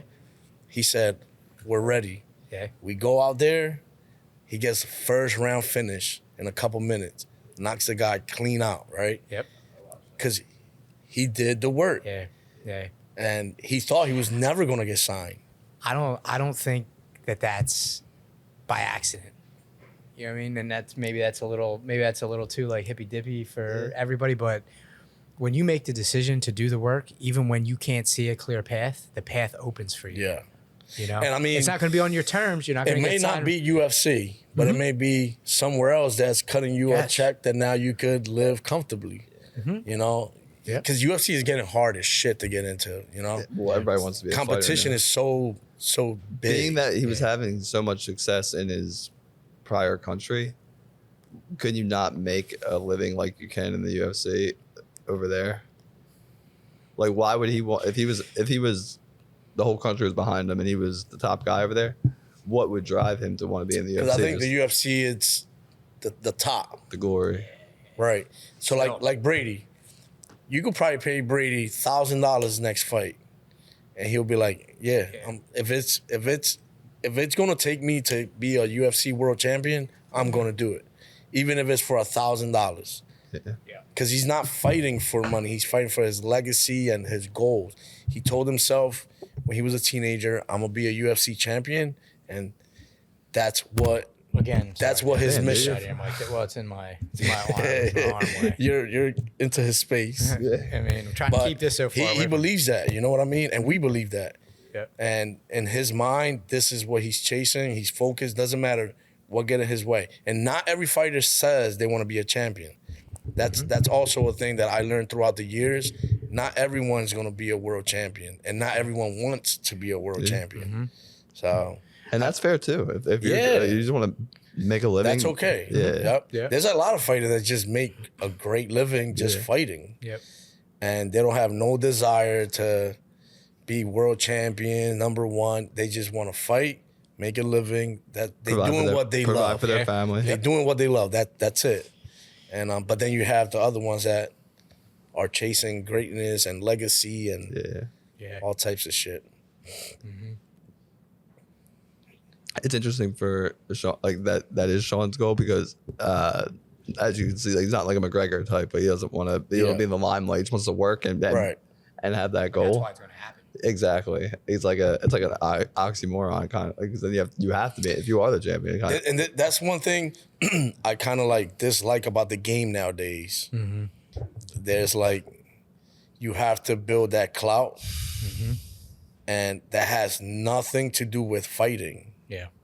Like the talking shit, the acting, How much of that is nothing fake? to How do much of with that is fighting. fake? A lot of it is fake. Like Kobe Covington, I hear from everyone, yo, this guy's the nicest guy in the world. Yeah. But then when you see him in front of a camera, it's like, man, this fucking guy. You know why? Because like it's proportionate, right? Like the intensity of the love is proportionate to the intensity of the hate, and I think that's why, like, you know, people put on that. I character. dislike that part about the sport, because it's like, especially like we're working every day. Like, yo, this is my job. I don't want to fucking go online and then see one of my guys just talking mad shit and Yeah, it's like almost cringe sometimes. giving the team a bad reputation too. Yeah, I don't play that. Our guys, I don't play that shit. Yeah. Our guys are pretty much like super humble and Yeah. Yep. they defend themselves as something is said. Sure. But Sure. Well, that's a whole different thing. I mean, defending yourself and Yeah, you I don't know, like being that. a character are two different yo, things. let your work do the talking. You know what I mean? You go in there, you knock their ass out, and just walk away. Results speak for themselves. dude. Yeah. That's one of my favorite things to say, like to Parker, is like scoreboard don't lie. Like, the scoreboard always tells I the story. I live like that. You know what I mean? I don't pay attention to the outside noise, because in MMA, a lot of people like hate on each other. They talk about this, they talk about that, and it's like, I don't pay attention to none of that shit. I have What you said my is almost system. like kind of really changed from the days of like the Gracies or whatever when they were in the UFC. It was like a fucking like a dog fight, like Friday night fight club, like you know what I mean. And now it's kind of taken on a totally different. And again, being a casual and just from my outside perspective, like a totally different like. Because that's the talking shit and the acting and all that brings in views Yeah. and it brings in spectators. and then Spectators, and the spectators bring spectator money. means more money, and it's like Yep. WWF, right? None of that. Yeah. I hate to Dude, tell you guys, that none was of a this hard- shit is Wait, real. that's not real? Bro, But- when I discovered that but as a it kid, I brings was in Yeah, of course. money, and yo, you gotta take the juice so you can look like a Power Ranger, and Bro, you know. when I So- discovered that as a kid, I was heartbroken that the WWF was fake, and people still go and watch it knowing that it is. Yeah, I mean, it's entertainment. It's entertainment. Yeah. You know what I mean? People like to be entertained in It different doesn't ways. make I but- thought it was real. Yeah, I mean, you letting me down more and more as this No, podcast. when I was a kid, I'm saying. when I was a kid, you thought it was like, Probably what part of it did you think probably was legit? I thought Like, I just the never really. physicality of it or the, When like, I the was like storyline? 12, maybe like 11, 12 years old, like I I don't put it think- together though, because I started seeing them hit the Yeah, floor, the floor, I- yeah. and yeah, I'm I- like, man, I'm walking away I don't from this think I TV. ever even I loved it so much that Yeah. I was playing fucking NWO ECW on my Nintendo 64. Like Yeah. I don't think any part of me wanted to even think about it being fake. So I just never even. You remember ECW? ECW, Oh, yeah. man. That was in on Philly. Woodhaven, like off Woodhaven Road, wasn't it? Fi- Or no? it was on 2300 Arena, Oh, was it really? and that's I a never- Philly. That was a Philly thing. I never went, but I had a That friend of shit mine. was real. Listen, I had a friend of mine from South Philly. I met this kid on like a service trip, and he was a big ECW fan. Crazy. And he was like, "Oh man, you into wrestling?" And I'm like, "Nah, man, I like gave that shit up." Like I was kind of the same way with you. I was like, "This, like, it just wasn't for me." Yeah. You know what I mean? I did enjoy it. Like I was a big like It was you know, crazy. Yeah. Ultimate Warrior guy and all shit. Yeah. But at a certain point, I let it go. He was like, "Oh, you ever see ECW?" I was like, "No." He showed me some shit, Bar wire. bro. Like people stapling other Yeah. people in the face, getting hit with chairs, and I'm like, "This is crazy. This is some crazy shit." It is crazy, bro. Yeah, the barbed wire, like all that wild shit. Yeah. I was like, how is this even legal? Like, how are they getting away with this, man? I don't think it is. When I used to go to a camp, like a day camp back in the day. And Jesus. what? Like a day? Like my parents were at work, so they dropped me off at camp. All right. Yeah. Not like a rich kid like stay away camp. But anyway, they would drop me off at camp so they go to work for during the day. What did you do in camp? Like dumb Dude, stuff, my like mom- dodgeball. My mom was like, go outside. I'll be Go back at outside 5. when the I'll be street back lights at come on. 5. I'll see you. What would your mama say to her mom? No, she worked. Well, who was watching Well, you when when you're nobody, dude. I was on the street. Lock the doors, You're and you dummy. don't answer the door to anyone. Okay, so 8-year-old Joey's staying home by himself. 8-year-old Joey was cooking hot dogs, dinner for my family. You was. I'm gonna ask Aunt Gina. You were can. staying home by So yourself. we this did is the that, thing. bro. This is the thing. So there were, when I was younger, before we moved to Fox Chase, I used to stay at my nan's. Like after school, I used to walk from Holy Inn to my nan. She lived on Hunting Park Ave. So And in then the like summer, my mom and dad would pick me up. in the summer, at like 7, 8 years old, you were staying home by yourself Yeah. all day. Yeah, bro. I'm calling Aunt Gina after this podcast. I was a latchkey. Anyway. I was know a how many- latchkey kid. yo, you know how as many- soon as we moved to Fox Chase, third grade, That I really was happens, latchkey, bro. man. It really I was happens. latchkey. I walked to the bus stop. I walked to St. Cecilia's in the morning. I walked home, and it was my job to get dinner ready, man. When I Yo, got in. you should talk to Kurt, though. You did the Kurt same went- thing. Kurt No one, went through no the one same watched shit. you. My mom was to stay at home, Okay. but I was outside in the street. Yeah, I Even also, when my, I was like- the same way, but like when I was like 10 years old, I wasn't staying home by myself all day. Yeah, during the summers, I was home by myself. A lot of kids do that, bro. But I was the same. My mom would just say like, "Come home whenever," but Yeah. not during the day when she was at work. I had to go inside when the street lights come Yeah, on. same, same. Dirty as shit. Dirty ass kid. Well, that's why I think it's Dude, crazy. my Kids, mom used to open the. She used to open the window. Man, I remember this. She used to open the window and she used to yell for me to come in, and she'd be like, "I smell you from here. Come in, take a shower. You've been out all day." And I'm like, "But that's what I was supposed to do, you know?" And she used to, "You smell Kids like don't a do that dog." no more, bro. bro, No, it's no, bad. no. I tell Parker just go outside and like just be a kid, dude. Like because every kid is entertained 24/7 nowadays, and they all have kids in Parker's in 3rd grade, and kids have cell phones. Don't give me. And something, man. I go pick I up. said my mom used to just like I would just leave the house, she'd be, come in when it's dark, and she had no idea, no cell phone, no idea where I was. Literally, I could have been anywhere in the city. But I try and Bro, I do. used to take my bike Yeah, once you were and on be wheels. in another part of the city. Exactly, and my mom same. think like I'm down the street. Yeah, miles. We used to just roll I used to out. go from Fox Chase, from like Fox Chase Cancer Center, like from there, and I used to go down to Roosevelt Mall. I used to ride my bike to Roosevelt Yeah. Mall back during the summer, And like we're doing all sorts of fucked up shit. Like we're tagging walls, we're going to coconuts. Like my buddy's stealing like CDs. Like my one buddy has a Walkman. We used to go from North Philly to Northeast on hoopty bikes. Yeah. and come back with Dino GT. I think maybe one of my Diamondbacks, dude. I think you got one of my Diamondbacks. Coach John was stealing my chromies. Yeah. We used to steal chromies. Yeah. We used to do some dumbass shit. Down, I come back with down. Dino. Oh man, where was that? It was Dino was a lit bike, dude. It was by like Ascension BVM. There was like a dirt track back there. So I used to do BMX, like freestyle BMX. Yeah. Not like, I was pretty good at it, but amateur when I was a Are the kid. bees still in here? What? I think it was a bee just flew on me. Oh, maybe, yeah. It's been warm, so they've come back to life. Great. But we used to ride down to, I think it was like Tookanee, and there was like a dirt track back there. And there were some like North Philly kids that would come up. So like bikes were getting taken like left and fucking right, man. So my buddy got his. We was poor as shit, bro. We used to eat. He had the dyno with the what was the thing called on it? The gyro. The gyro. Yeah, so the so I did a full spin. he had it for like a week, and he got it stolen down Tookanee. Yeah. We struggled, man. We struggled growing up. Yeah. Oh, Hot dogs instead of like a piece of steak. yeah, a hot dog in a Your microwave. protein was a fucking hot dog. Yeah. I man. boiled a lot of hot That dogs. is Yeah, I used to do them in crazy. the microwave, bro. Microwave? Yeah, Jeez. wrap it in a paper towel and put it in the microwave. Oh yeah, for a minute. that's cool. Yeah, that's Nothing cool. but chemicals. hot dog water, man. Like after you boiled the hot dogs, like the water that was Friday left, man. night was pizza night, right? We were so fucking poor. We used to get sliced bread, sauce, I put pop it in the oven. That was our pizza Yeah, night. I said pizza night. That was our pizza night, bro. Homemade, man. My- Homemade. the point of the story was I would go to this camp and we would go to Pennyback Park during the day. Yeah. And we would nature walk there. And the night before they would have these wrestling matches on the baseball field where we would play. Dude, there'd be like barbed wire, tables broken, like all this glass. Because like these guys were having In wrestling. Pennyback? They were having Oh, that's wrestling matches on crazy, the baseball dude. field in Pennyback. That's crazy. It's probably like ECW. How much early. time you doing that camp? Every summer? Yeah. That's crazy. my privilege is showing. I did. Like, my mom did put me in for 1 year, which I really enjoyed. Actually, she put me in like golf camp. It was like with the Philadelphia Rec, Golf camp.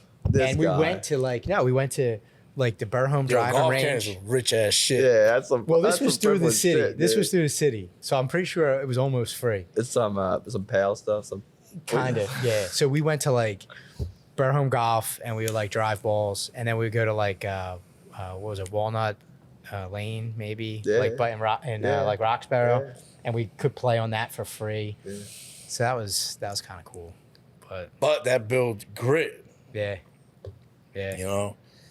I saw, it was fucked up. I grew up in North Philly, Hunting Park, and the first time I saw somebody get shot, I was 8 years old. Yeah. the Dude first got time. his head blown out. And I'm on the sidewalk. I was like, I looked away. Yeah. I just walked home, sat on my couch. My mom's like, what happened? You heard that blast? I was like, yeah, they just killed somebody around the block. Yeah. She started freaking out. You see that shit? Like, and I'm Yep. like, yeah. I'll never forget that. That was the first time. After that, growing up in the hood, shit happens. You see it, and it's like nothing. Yeah. Kind of bring like calluses in your One time brain. It does. Yeah, I yeah, remember it does. John, and he witnessed I don't think the guy actually maybe got shot, but there was shootings happening. And I was like, bro, what? He's like, yeah, like they're shooting each other out here. That was at one time in the phone. Yeah. We were on the phone. I was on the phone with Drew, and some guys passed, and I'm like, yo, they're about to do something. Yeah, he got real quiet. Couple minutes later, big ass Swung shootout. back around. And I'm like, oh shit. He's like, yo, you good? Yeah, I'm I like, was I was forgetting about to hop in my car. They're gonna save him. Yeah, I mean it's a John, you good? I'm like, man, shut the fuck up. I can't talk right now. I'm hiding. I'm on speaker. yeah. They're giving away his location. Mm-hmm. I mean it sticks with you, man. It sticks with you. But you're right with the calluses. Yeah. you kind of get desensitized to it a bit, and I'm sure you've seen like Yeah, and then way worse than the I have. other- But The street life and all that, like so many of my friends, you know. I think about my friends every day, but yeah, it comes with that life, you know. yeah, And that also like others have it worse than you, I think about my boys all the time. Yeah. And it's like, my boys not even here no more, you know? They can't even live life. And Yep. I have a chance to do what I love. I just take advantage. Yeah. It pisses me off when people are not grateful of what they have. Yeah. Because those are the people that didn't go through shit to realize they have it good, you know? Yep. And I tell them all the time, like, yo, there's more to life than just not having what you want all the time, you know? You got to work for it and be grateful that you get to work for it, even if you don't get it. At least you tried.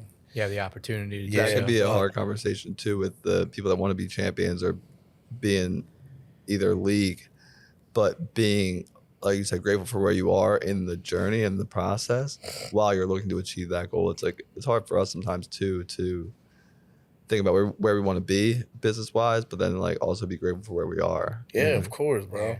Yeah. I think everybody has a story already written, and doesn't matter how how hard you try, or it's just that's what's going to be, you know.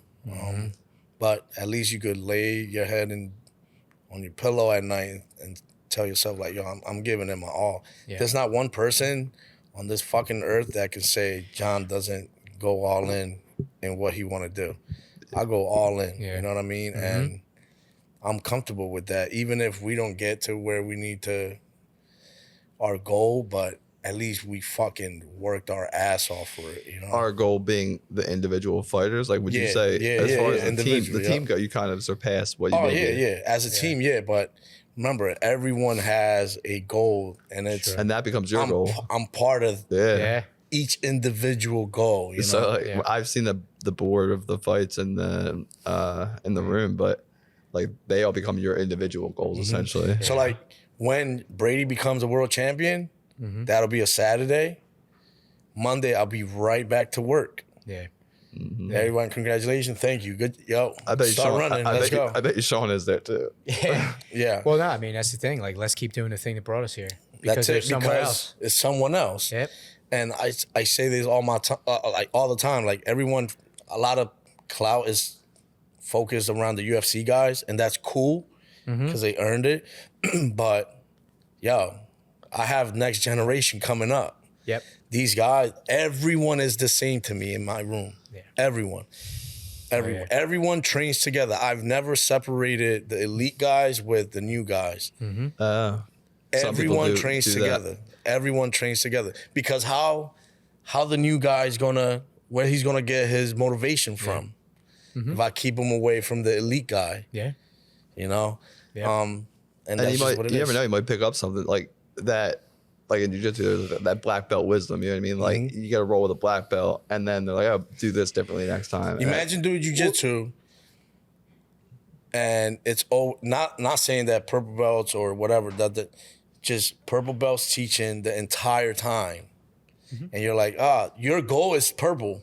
Yeah. When you see the black belts, like, man, I want to get there. You know, Just through like osmosis. Like, even if you're in class and you're next to Sean, you know what I mean? Just through osmosis, like you can feel that energy. You can feel like what he's bringing into the room, and I believe it like seeps into you. yeah. You know what I mean? If you have the right mindset. But to your point, though, complacency is definitely the enemy in all facets of life, because once you get comfortable, that's when you start to lose. You start to slip. Like Yeah. even in business, like we stopped.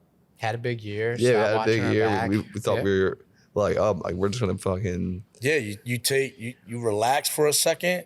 Yeah. That second turns into an hour. That hour turns into a week, Pounds. Yep. and Yeah, now man. you And I start. don't even know if we getting really behind. relaxed. We just took our eye off the ball, essentially. We thought that there were certain areas that were covered, and they're never covered, man. Like Never. they're never covered. Like you always have to have your Yeah. eye on them. P's and Q's all the time. Yeah. But it's the same thing. You become champion Saturday, Monday we right back to back. work. You And bet. we've won some some- great fights, right? Oh, like yeah. that the fight camp was so intense, and the leading up to that fight, everything that you go through in the fight camp and all that, and you deserve a week or two off, and we're like, we're not where we want to be. Yeah. Right back to work on Monday, even after a win. Brady, most of our guys, they win on Saturday. Yep. Monday, they're right back in the gym training. Even if they took some damage, they're still in doing what they can. Yeah. Your leg hurt, they doing all boxing. Yep. Yeah. Yep. It's just, that's the culture that we built as a team, you know? Yeah. You said that, you specifically, and I'm sure the guys too, and the gals too, but like, you may not be where you want. You may had to take a left turn. Things aren't going your way, but at night when you put your head down on the pillow, you did the work to get there. That's the most important thing. Like, that's what, and I'm sure you find comfort in it too. Like, at this point, I find comfort in the discomfort. Like, that makes me comfortable. If I feel like I've done the uncomfortable things that I need to do, regardless of if we're there or not. Yeah. If I've done the uncomfortable things, then I have some type of peace. Just last night. So Wednesday morning we spar, and I saw a couple things, like guys only doing what they're comfortable doing. Last night, all the drills was uncomfortable drills, and it was like, yo, y'all have to get comfortable being uncomfortable. Yeah. Because the fight's not always going to be how you want it to go. Yeah. So, when you make funny. a switch up like that in the room, do they know? Do they like, something prompted this? Something prompted this. Man. You can see like, oh, what the fuck is going on? And you can see the vibe and the motion in the room. Yeah. And it's like, and I'm walking around like, see, you motherfuckers are uncomfortable. That's why we look like this right now. Yeah. And they're like, fuck, giving it their all. Our team always. What are some of those comfortable moves and uncomfortable moves? Like, could you certain footwork elaborate? Drills, certain head movement drills, certain combinations that you feel comfortable doing. Yeah. But then again, it's like, yo, you have to build your toolbox, and like, in order to build your toolbox, you can't just keep doing what you're already doing. You already have those tools. I mean, you can't build a house with just a hammer. Dude. You know what I'm saying? Like, you need all the tools. And they need to be working. And in MMA, the sport has evolved so much that you have to work on new things all the time, man. All the time. If you go back to like videos of years ago in our team, like we always worked like switching stances and all that shit. Yeah.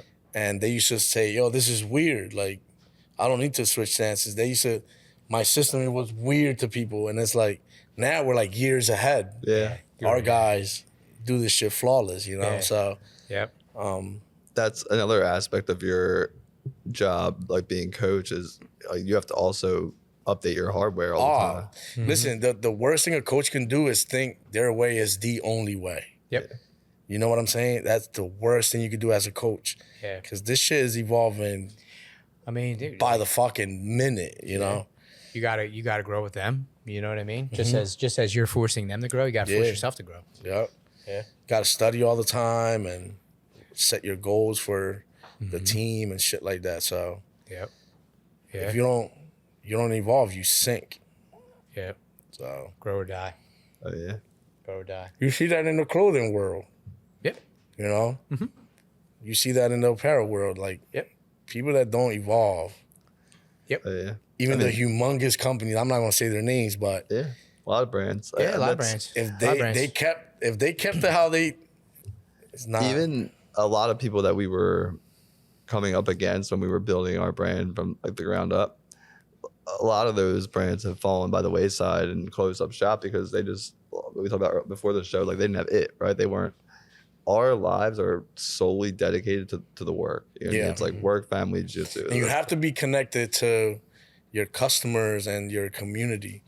You're not connected with them, you're not gonna know what they. You're tone deaf. Yeah. And people, they want to, like you talk about the clout. They want a clout chase, not actually do what it takes to achieve something. You know what I mean? Yeah. Like they want to be the champion. They may be good for 2 years, but that's it. And you want to be the champion. You want to have a great business. You want to post on Instagram that you have cars and a fancy business. But like fighting and business are two gritty, fucking hard things to do. And no one's out here posting the sleepless nights or when you don't know if it's ever going to work out, and you have to just continue to show up to work the next day knowing that you got to make payroll. You know what I mean? Like, and that's how it is. Like, that's just. Or you're like, I try to help a lot of people that can't afford to like pay a membership or even have this lifestyle, because MMA is a rough life to live, right? Like, you're only making money when you fight. A lot of these guys work on doing Uber or whatever it is. They can't afford a membership. Yeah, because you can't. And it's like, I have to train this guy like he pays me $1 million a month so he can make it. Yeah. That's true. While still trying to cover my overhead. Yeah. You know, so Yeah. a lot of people don't realize that. And when I snap sometimes at my team, when they start slacking, Yeah. I kind of let those motherfuckers know, like, yo, this is life. This is what I go through. Yeah. And then you see them like, all right, and they start picking it up again. So Yeah. yeah, I can't even imagine what my first step would be. Like, so what is your advice to someone that like wants to even like pick up fighting, right? Like, what's if they're like, okay, like I hear this podcast and I want to go train be a world champion. yeah, I want to be a world champion, or like I want to go to Marquez and become a fighter. I want to make fighting my daily. I don't think any coach can make anyone a fighter. I think you're born a fighter. You just got to find it. You have to find it, and then the coach Even helps me? you. Even you think I got something inside me? Fighting you? Yeah. Fuck no. Look. Hell no. This guy no fighter. He's got a lot of other good stuff inside. Yeah. Yeah. He got some other good stuff inside. You're a great businessman. Yeah. I don't know if I'm that. Yeah, but Yeah. I don't think a coach can create a fighter. Yeah. I think you're born a fighter, and the coach's jobs is to fine tune that animal that you have inside. Yeah. But it's hard to. It's like the veterans, right? The war, right? A lot of people go to the military, but how many people fall off, right? Like, yo, you gotta be a dog to want to go to war for your country. You know what I mean? I mean, if shit hits the fan around here, I'm gonna fight for my country here. Yeah. Yeah. But people, you gotta be born for that shit, you know? Yeah. And a lot of guys do 2, 3, 4 tours of fucking war. Yo, you built for this shit. You know what I'm saying? Yeah.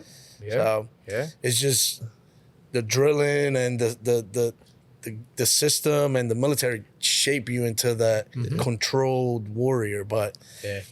same thing with fighters. Like, I mean, your viewers want to come try it. Yeah, they're gonna find out Real quick. if they're a fighter or not.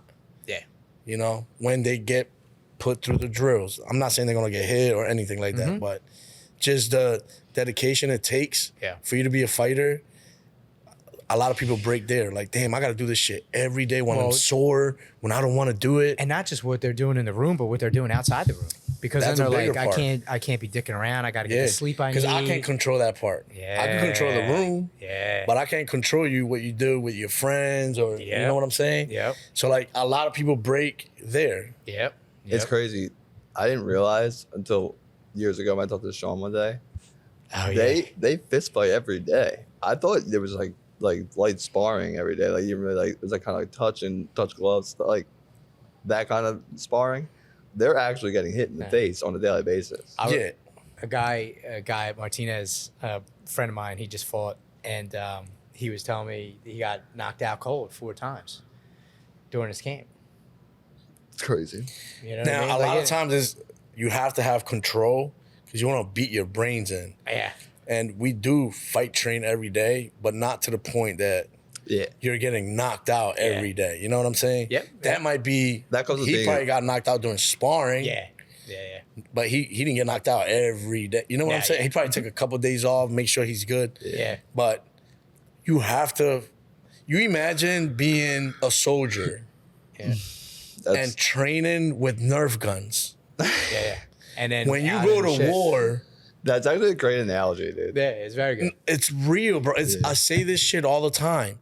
Hey, we are fighters, right? You have to train like you have to fight train. Yep. There's no other way around it. Yeah. You could throw all the scientific shit on a book, but if you ain't doing this shit on the mats on somebody, you're never gonna do it in a fight. What you do on the mats, you take it to the fight. That's actually great. Yeah, that's true. And how you study an opponent is you go study their camp. That's how I study my opponent. I go study their camp. I see how they train.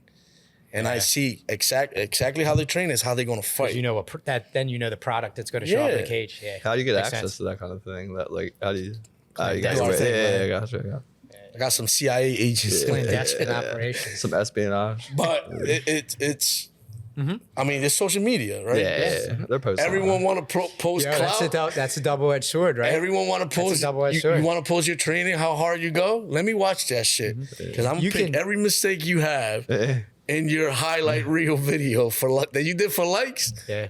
I'm gonna like it, just letting you know. Yo, Yeah. I got your ass. Will you double tap on it? Like, Gotcha. But it's the same thing. You train for a war with a Nerf gun, Yeah. and then you go overseas and go shoot a 5.56 or something.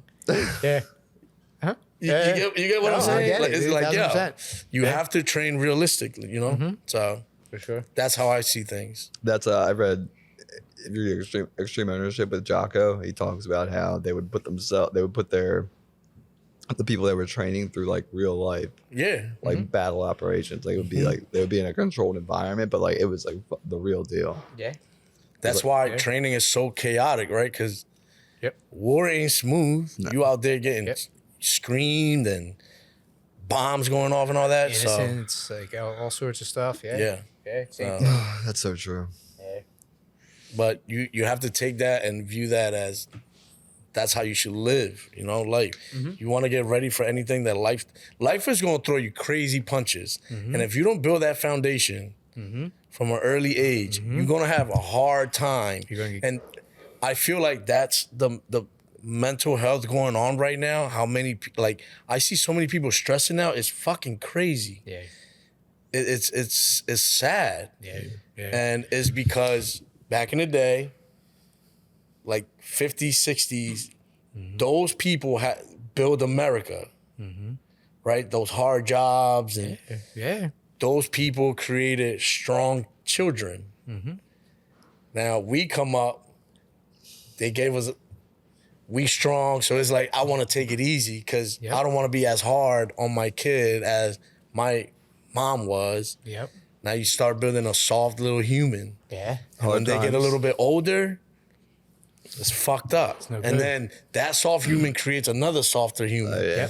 And this is where we at now. That's Hard exactly. times, strong men, We've dude. arrived. Yeah, we've arrived. I saw somebody, and this isn't the first time because I wrote an email to the community about it. 2 weeks ago, I saw somebody freaking out because the escalator was broken in Whole Foods. Freaking out, bro. I'm talking like the worst thing that happened to them that That is day. wild. It's wild, right?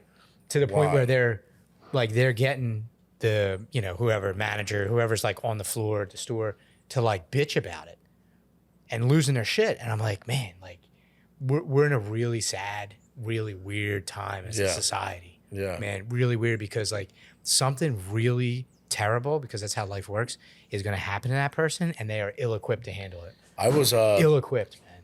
my kids, I had my first kid, I was 17, and I have 3 kids, 20, 22, 20, and 17, bro. And like, I was strong. I was firm with them Yeah.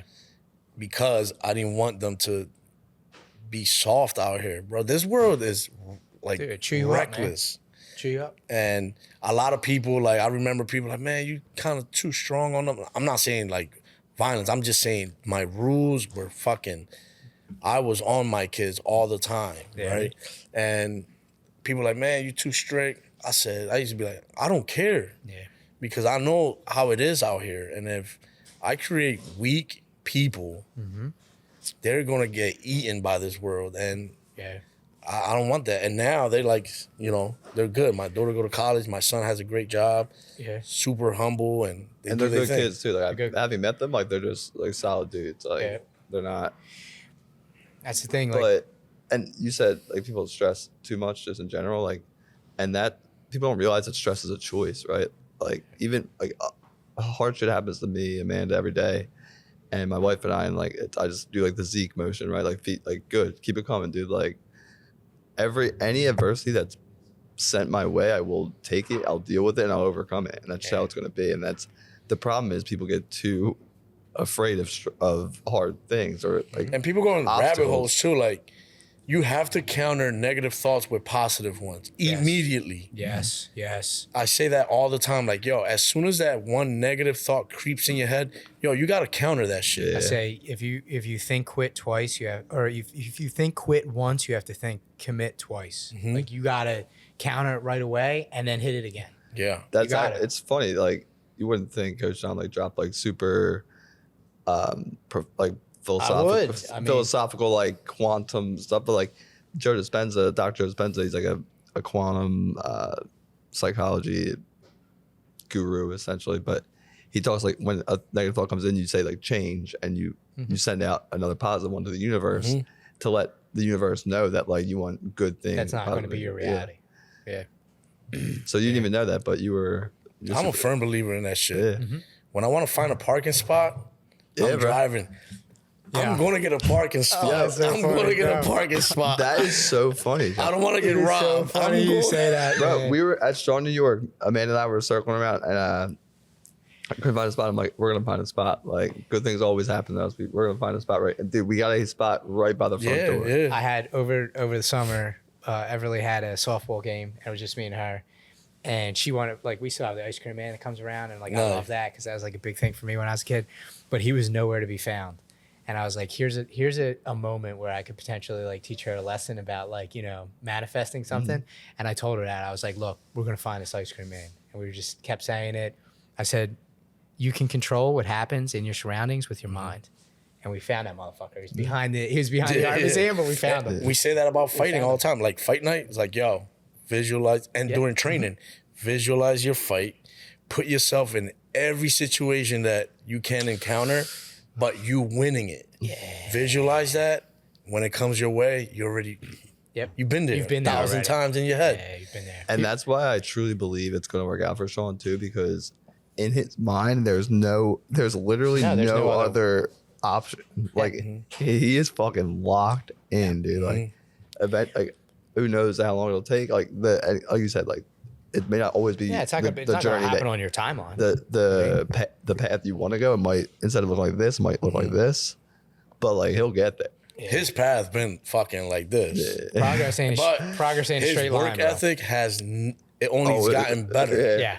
You know, and it's funny too because life is gonna, he's gonna pay him. Everyone off, sees him working all the time, but realistically, the hard work for him was working smarter and dialing back a little bit when necessary. Like I know he was going full. 100%, 110% all the time on his body, and like sometimes take a couple sessions off. Yeah, okay. sometimes taking the time off is the hard. But the thing is, bro, he loves it, right? Yeah. So like, even when we say, "Yo, take a couple sessions off," he's off on his daily routine because this is his job.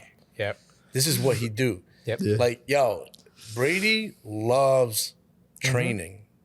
He fucking when he retires MMA, you're still gonna see him, and he loves this shit. This is who he is, and that's just what it is. He's in love with the process, so like the end goal is inevitable. My favorite Brady story I've told before, but he got us started doing rash cards. Like, yeah, you should make rash cards. And we're like, what's that? Like, Joe and I both weren't trained at the time. And so we figured out how to make rash cards, and then he's like, yeah, you should train. And I'm like, all right, like, that's a good idea. Like, so I go to Semper Fi with Julio where I started. And I was that fucking typical white belt that would go once a week, every other week. You know what I mean? Just like never really being the. Sean would call me every fucking day, dude. I would dread the call. Like, I knew it was coming. Yeah, he still do that with everybody. Yeah, dude. This is who he is, bro. Yeah, you train. And I'm like, damn, dude. Like, I would train more often because I'd be like, damn. And look, people from the outside, they hear how strong he is. Yeah. But they don't really believe it. Because every time an outsider has come in to train with him, they're kind of like, oh yeah, he's strong. But when this motherfucker grabs people. Listen, I was his Yuki at Strong New York, and I was surprised just being his Yuki, dude. I'll like call him like middle of the day, and he'll be like, well, yeah, what are you doing? He's like, I'm benching.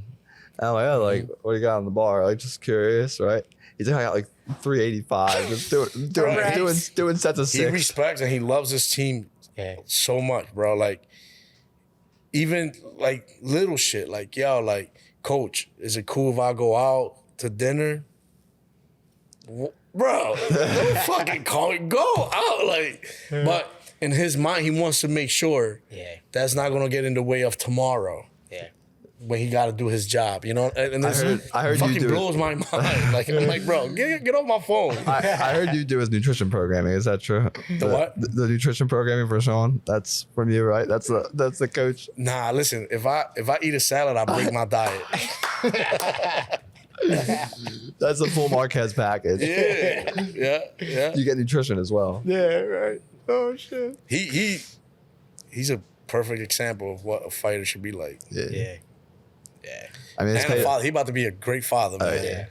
He's gonna be a great that's father. another job not everybody should do. You know what I mean? Like, it's not made for everybody. Shouldn't be a dad. in my But opinion. I told him, like, I said, yo, this is gonna change your life. It is. Forever. You would never feel love how you feel love from a child. Yeah. Everyone can say they love you, but when your child say they love you, you can It's feel different. that shit. Or a hug when you come home. can You, feel know what I it, mean? yeah. Or or that feeling when they come out and you see them and you Yeah. hold them for the first time, like that was life changing for me because Yeah. I felt through the pregnancy Amanda was getting. You gave me like, the vibe like you was crying all of your I eyes. ain't no bitch, dude. I'm the crier. That's an affirmation I make Parker say all the time. It's like I ain't no bitch. You probably holding your son like, So I felt Amanda like through the whole pregnancy, like getting like attacked, like because they're feeling like love for bro, the they're carrying a human for yeah, 9 and months. Like, and she would get like so excited. I'm like, I can't really like. I was like, yeah, I'm excited. Like I'm gonna be a dad. Like it's cool, but like I was young Growing as as shit. human, man. I was young. I mean, yeah, we were 23. 20, I was so that's, younger. That's pretty young too. younger. Nowadays, people have like 30 That's something. that's when I But I felt like as soon as I saw him and held him, I was like, holy shit! Like now Yeah, I it feel changes it. you, Like man. now I feel what she's been feeling for the That's last. why my kids, the reason I go so hard, you know, I want to show them like, yo, you can do whatever you want to do in life. Yeah. You know, and Yeah. just be focused, put your head down, and work for it. Yeah. Yep. You know, Yeah. and It's crazy to me that some dads bail out on that. I mean, like, it's like, and they've seen like all the crazy shit I've been through, trying, you know, with They've the seen business. the whole thing. Yeah, The like whole they're story. grown, you know, and bro, like my son, my oldest, like we have deep talks, and he's like, yeah, Dad, I saw you never quit, you Yeah. know, and my kids live life like that, Yep. you know, like yo, And in anything the- that comes your way, there's a way out, you know. During those times, did you sit him down and say like, "Oh, hey, this is what I'm doing, and I'm not quitting"? No. Yeah. You did. You did too. Okay. I was gonna say because like a lot of those examples, caught not taught. Like he saw what you were doing and stayed in, He saw it and like took it in, and then after, and you sat down and, and said, it's hey, like, look, yo, this is what happened, Yeah. and like this is why I had to do this or be Yeah. like, and Sure. my kids are grown, right? So like I sit down with them and they give me advice. Yeah. Dad, like, do this, you should do that. Like, it's okay. Yeah. yeah. And you know, they 20-some years old. So Yeah. Yeah. It's yeah. funny that even at like 8, sometimes like Parker will say things that and I'm like, damn, like you know what, like Oh, same, that actually is Bob. a- Yeah, Yeah. That actually is a good even point. Cecilia, like my youngest, is 5. Sometimes she'll say something to me, I'll be like, "Damn, you're right." You know what I mean? Like you're right. Like you got that wisdom in you. You're right. it's the foundation. Yeah. And it starts with what we instill in them too. It's the one time I'm thinking of I said like, oh, I don't want to do that. It's gonna be hard or something like Yeah. something like that. And he's like, Dad, hard is good. Yeah. And I'm like, damn, like these my own words against me. It's fucked up. Yeah. That's Yeah, awesome, I man. really used the perfect thing against me because I was like real with her early on. Like I drove that home. Like nothing's perfect. Like you know, I'm not. You Yeah. won't be. Yeah. You know, school won't be. Your test won't be. Yeah, fight camp every won't day be. won't be. So she hit me with that, and I forget the exact circumstances, but I was like, like I would have liked it to be a little more perfect. It came out of my mouth that way, and she was like, "Well, you know, Daddy, like nothing's perfect." And I was Yeah. like, "Damn." Check your I ass. was like, damn, you know. But I had a real short talk with Sean at Strong New York, and you know about becoming a dad and stuff like that, and the work that he's doing in the room. He's doing that type of work for dad life too. Like he was like listening to an audiobook on the way to Strong New York, I think. So like he's applying that work ethic to parenthood from, you know, what I see in the talk that I had with him. So I agree with you, man. He's about to be a great father. Yeah, he's a great uncle, great son. So Yeah. It's and I know every man be like, damn, do I have what it takes? But That's me, who we my are. experience having 3, if you're a great person, you're a good person, you have a good heart, you're good. Yeah. You know? You're gonna a make hard mistakes, worker. but you're gonna make them right. If you're a hard worker, you're good. As long as your child has food, clothes on their back, you're fucking great, bro. Yeah. It's funny, and it comes with being one of the few. But when I met Sean, we kind of clicked right away, and we slowly built this community, and the people we surround ourselves with, like John, like Simon, Kurt, like Sean, like they're all good people working hard and doing good things for people. Like I didn't realize I'm kind of having like a moment where I'm like, damn, like everyone The dots are connecting. Everyone I Yeah. surround myself with is like a good fucking person, and like we've kind of curated that like on purpose. You probably didn't realize that, but when you're so focused on certain things in life, you're not gonna be attractive to people that are not alike. Exactly. Because when you find yourself next to these people and you're trying to, help them and shit, and That's the thing. you're just like, man, I don't And want to be around this person. Like, Dude, 2 points on that. It's like as you start to grow, those people that don't belong in your life, kind of you don't have to worry about axing them or get rid of them because they'll just fall away regardless. they can't hang, bro. Yeah. Yeah, people that are fixed will fall away. And to that point though, John, like I've learned the hard way, you can't save everybody, right? Like everybody doesn't want to be saved. I've tried too many times to Everybody grows differently too, like and they grow at different paces, and they don't, and sometimes like where you're at and the vibration that you're emanating or the support that you give or the support that you need, it just doesn't fit in the lock that they have right now. And you probably went through that a lot with these athletes too. Like And I say to my kids, I say to my team, I'll say to you guys, like, you're not gonna get anywhere far on like in life if you're not grateful, right? Like a person that's grateful, you're grateful for the good times and the bad times. And if you're not grateful for those moments, for the people that helped you, for the people that were there when you didn't have shit, you ain't grateful, you're not gonna get nowhere in life. yeah, No. That's how I think and believe. And that's how I walk around here. Yeah, man. I wasn't ready for as many bombs we dropped today, dude. Holy I shit. was, man. I was ready for the bombs. I was ready. I thought I was gonna get roasted the whole fucking. There's still time. We're gonna bro. find out what you did in that fucking camp. That's what we're gonna do. Yeah, we're gonna get to the I bottom. can't of believe it. you guys never heard of day camp, dude. Like, At least they just took you to Penny Park and they just That Penny Pack is and they just let you crazy. grow wild. like we would play dodgeball, fucking have snacks. All right, you're digging a hole. Man. We played handball, Had snacks. street ball with the milk crate on it. I went to camp at Penn State, Sandusky camp, dude. That is that's terrible, dude. crazy. Yeah. Crazy. I used to take my BB gun from the basement, sneak my BB gun out, go in Burholm Park, build forts, drink a case of soda. Yeah, I thought it was like a case of beer, dude. Nah. He I was was a stupid ass kid. I used to buy Alka-Seltzers, Yeah. and the drug dealers used to like sweep the corner and feed the birds. Oh, you feel the Alka-Seltzer to the birds. Where the fuck is John at? It was horrible, man. Yeah. Alka-Seltzer to seagulls. I Not a good never thing. heard of that. Yeah, because you was at fucking day camp.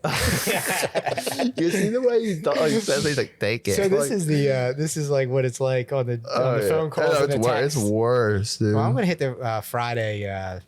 As Bro, you gotta go to I have Holt's. an invitation now, so I'm gonna hit Yeah. the Friday thing. Go to Holton. I have a question though. Is the, I think you guys at the salad bar. is the at Whole Uzbek Foods. restaurant before or after? before? Okay, all right. I we- need to get to. Man. Are you free this Friday? We're going this Friday. I got my Tomorrow? girls with me. Next Friday maybe. Let's go.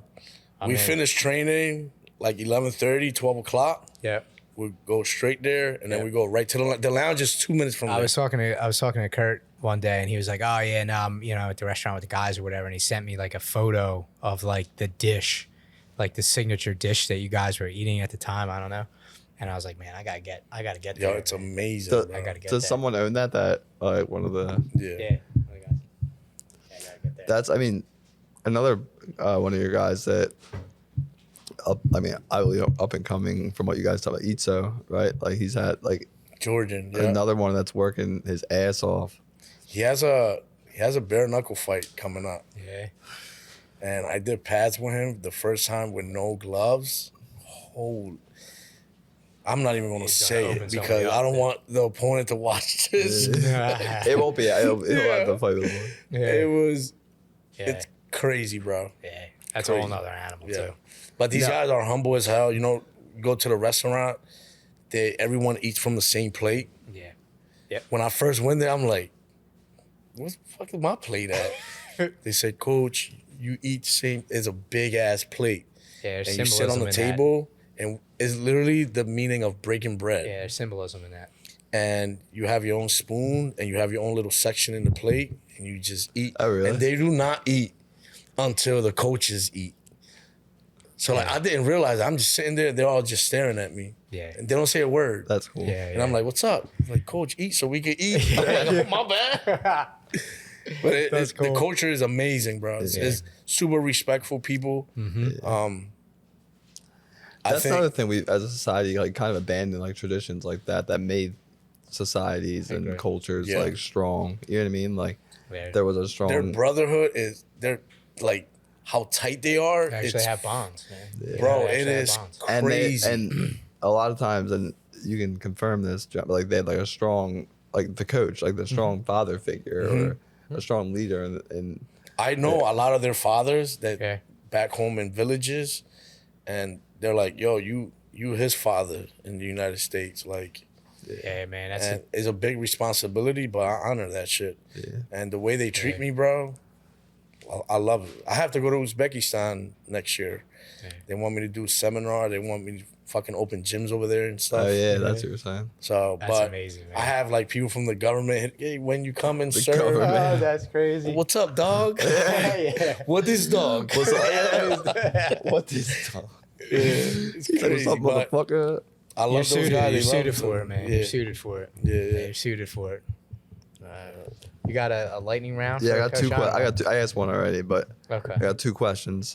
They're like quick questions. First thing, what does it take someone to become a champion in Coach John's eyes? In my eyes, grit and dedication. And then, can you leave the Fuel Hunt community with your cigar reco? Like, My what's your go-to? Padron, number 90. I thought that's what you were gonna say. Yep. And shout out to AJ Padron. He always hooked me up. Please sponsor Coach John and Team Marquez MMA. That's crazy. That's crazy. I had a blast today, man. Oh, This is yeah. probably amazing. This is probably like This is officially our longest episode. longest show that we did. Really? It went by like this because we were having Oh a good yeah, time. flow state, baby. Yeah, Flow State. We could do. Hey, make sure you charge these guys overtime money. They got it. They got it in the bank. we could 2 episodes probably. So, We could maybe do that. Yeah, we could do that. Yep. Yeah. I appreciate the cigar. Yeah. Man, I'm gonna join you on a Friday. Appreciate you guys always. likewise, dude. And we're gonna do something with the team. Oh yeah, Yeah. I committed us to sponsoring the Marquez MMA last night. Yeah, no, So, that's cool. Yeah. We're doing all their jerseys. Yeah, no. Nah, we gonna do something together. You know what I mean? There's a lot of I'm not gonna lie, during this whole show there have been a couple ideas like just from things that you said that like sprung into my head. Yeah. So yeah, we'll get something going. man. Yeah, We'll we get something going, wanna push the brand that we believe in. You know. Yeah. So for sure. I'd rather push the brand that we believe in than let another. You know what I'm saying? We're aligned. We're aligned. We always appreciate have that. been aligned, I dude. I appreciate mean, that.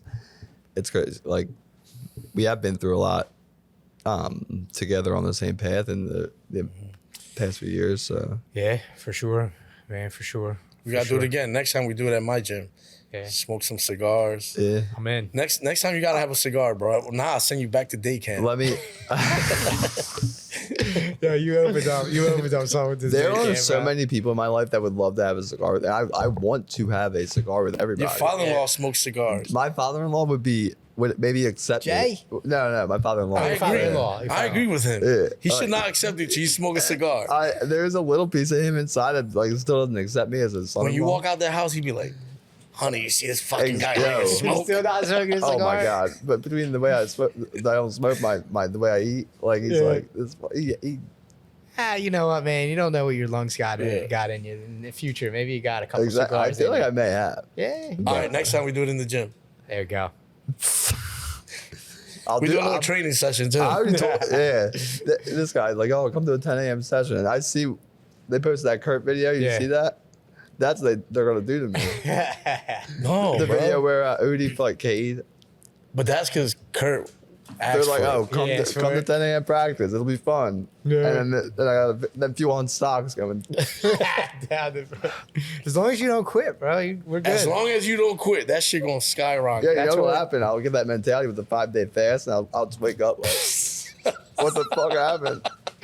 Oh, that's funny, man. That's funny. All right, mate. Coach Sean, where can everybody find you if you want them to find you Or the team. or the team? Marquez MMA on Instagram and Instagram. Coach John.215. Philly reps. Yeah, Still. 205. Hey, Always. all right. Yeah. I'll leave the few with something. With a reminder. Always choose hard work over handouts. Always choose effort over entitlement. Remember, no one owns you. No one owes you. You're one of the few. Now let's hunt. Come on, baby. Let's do it.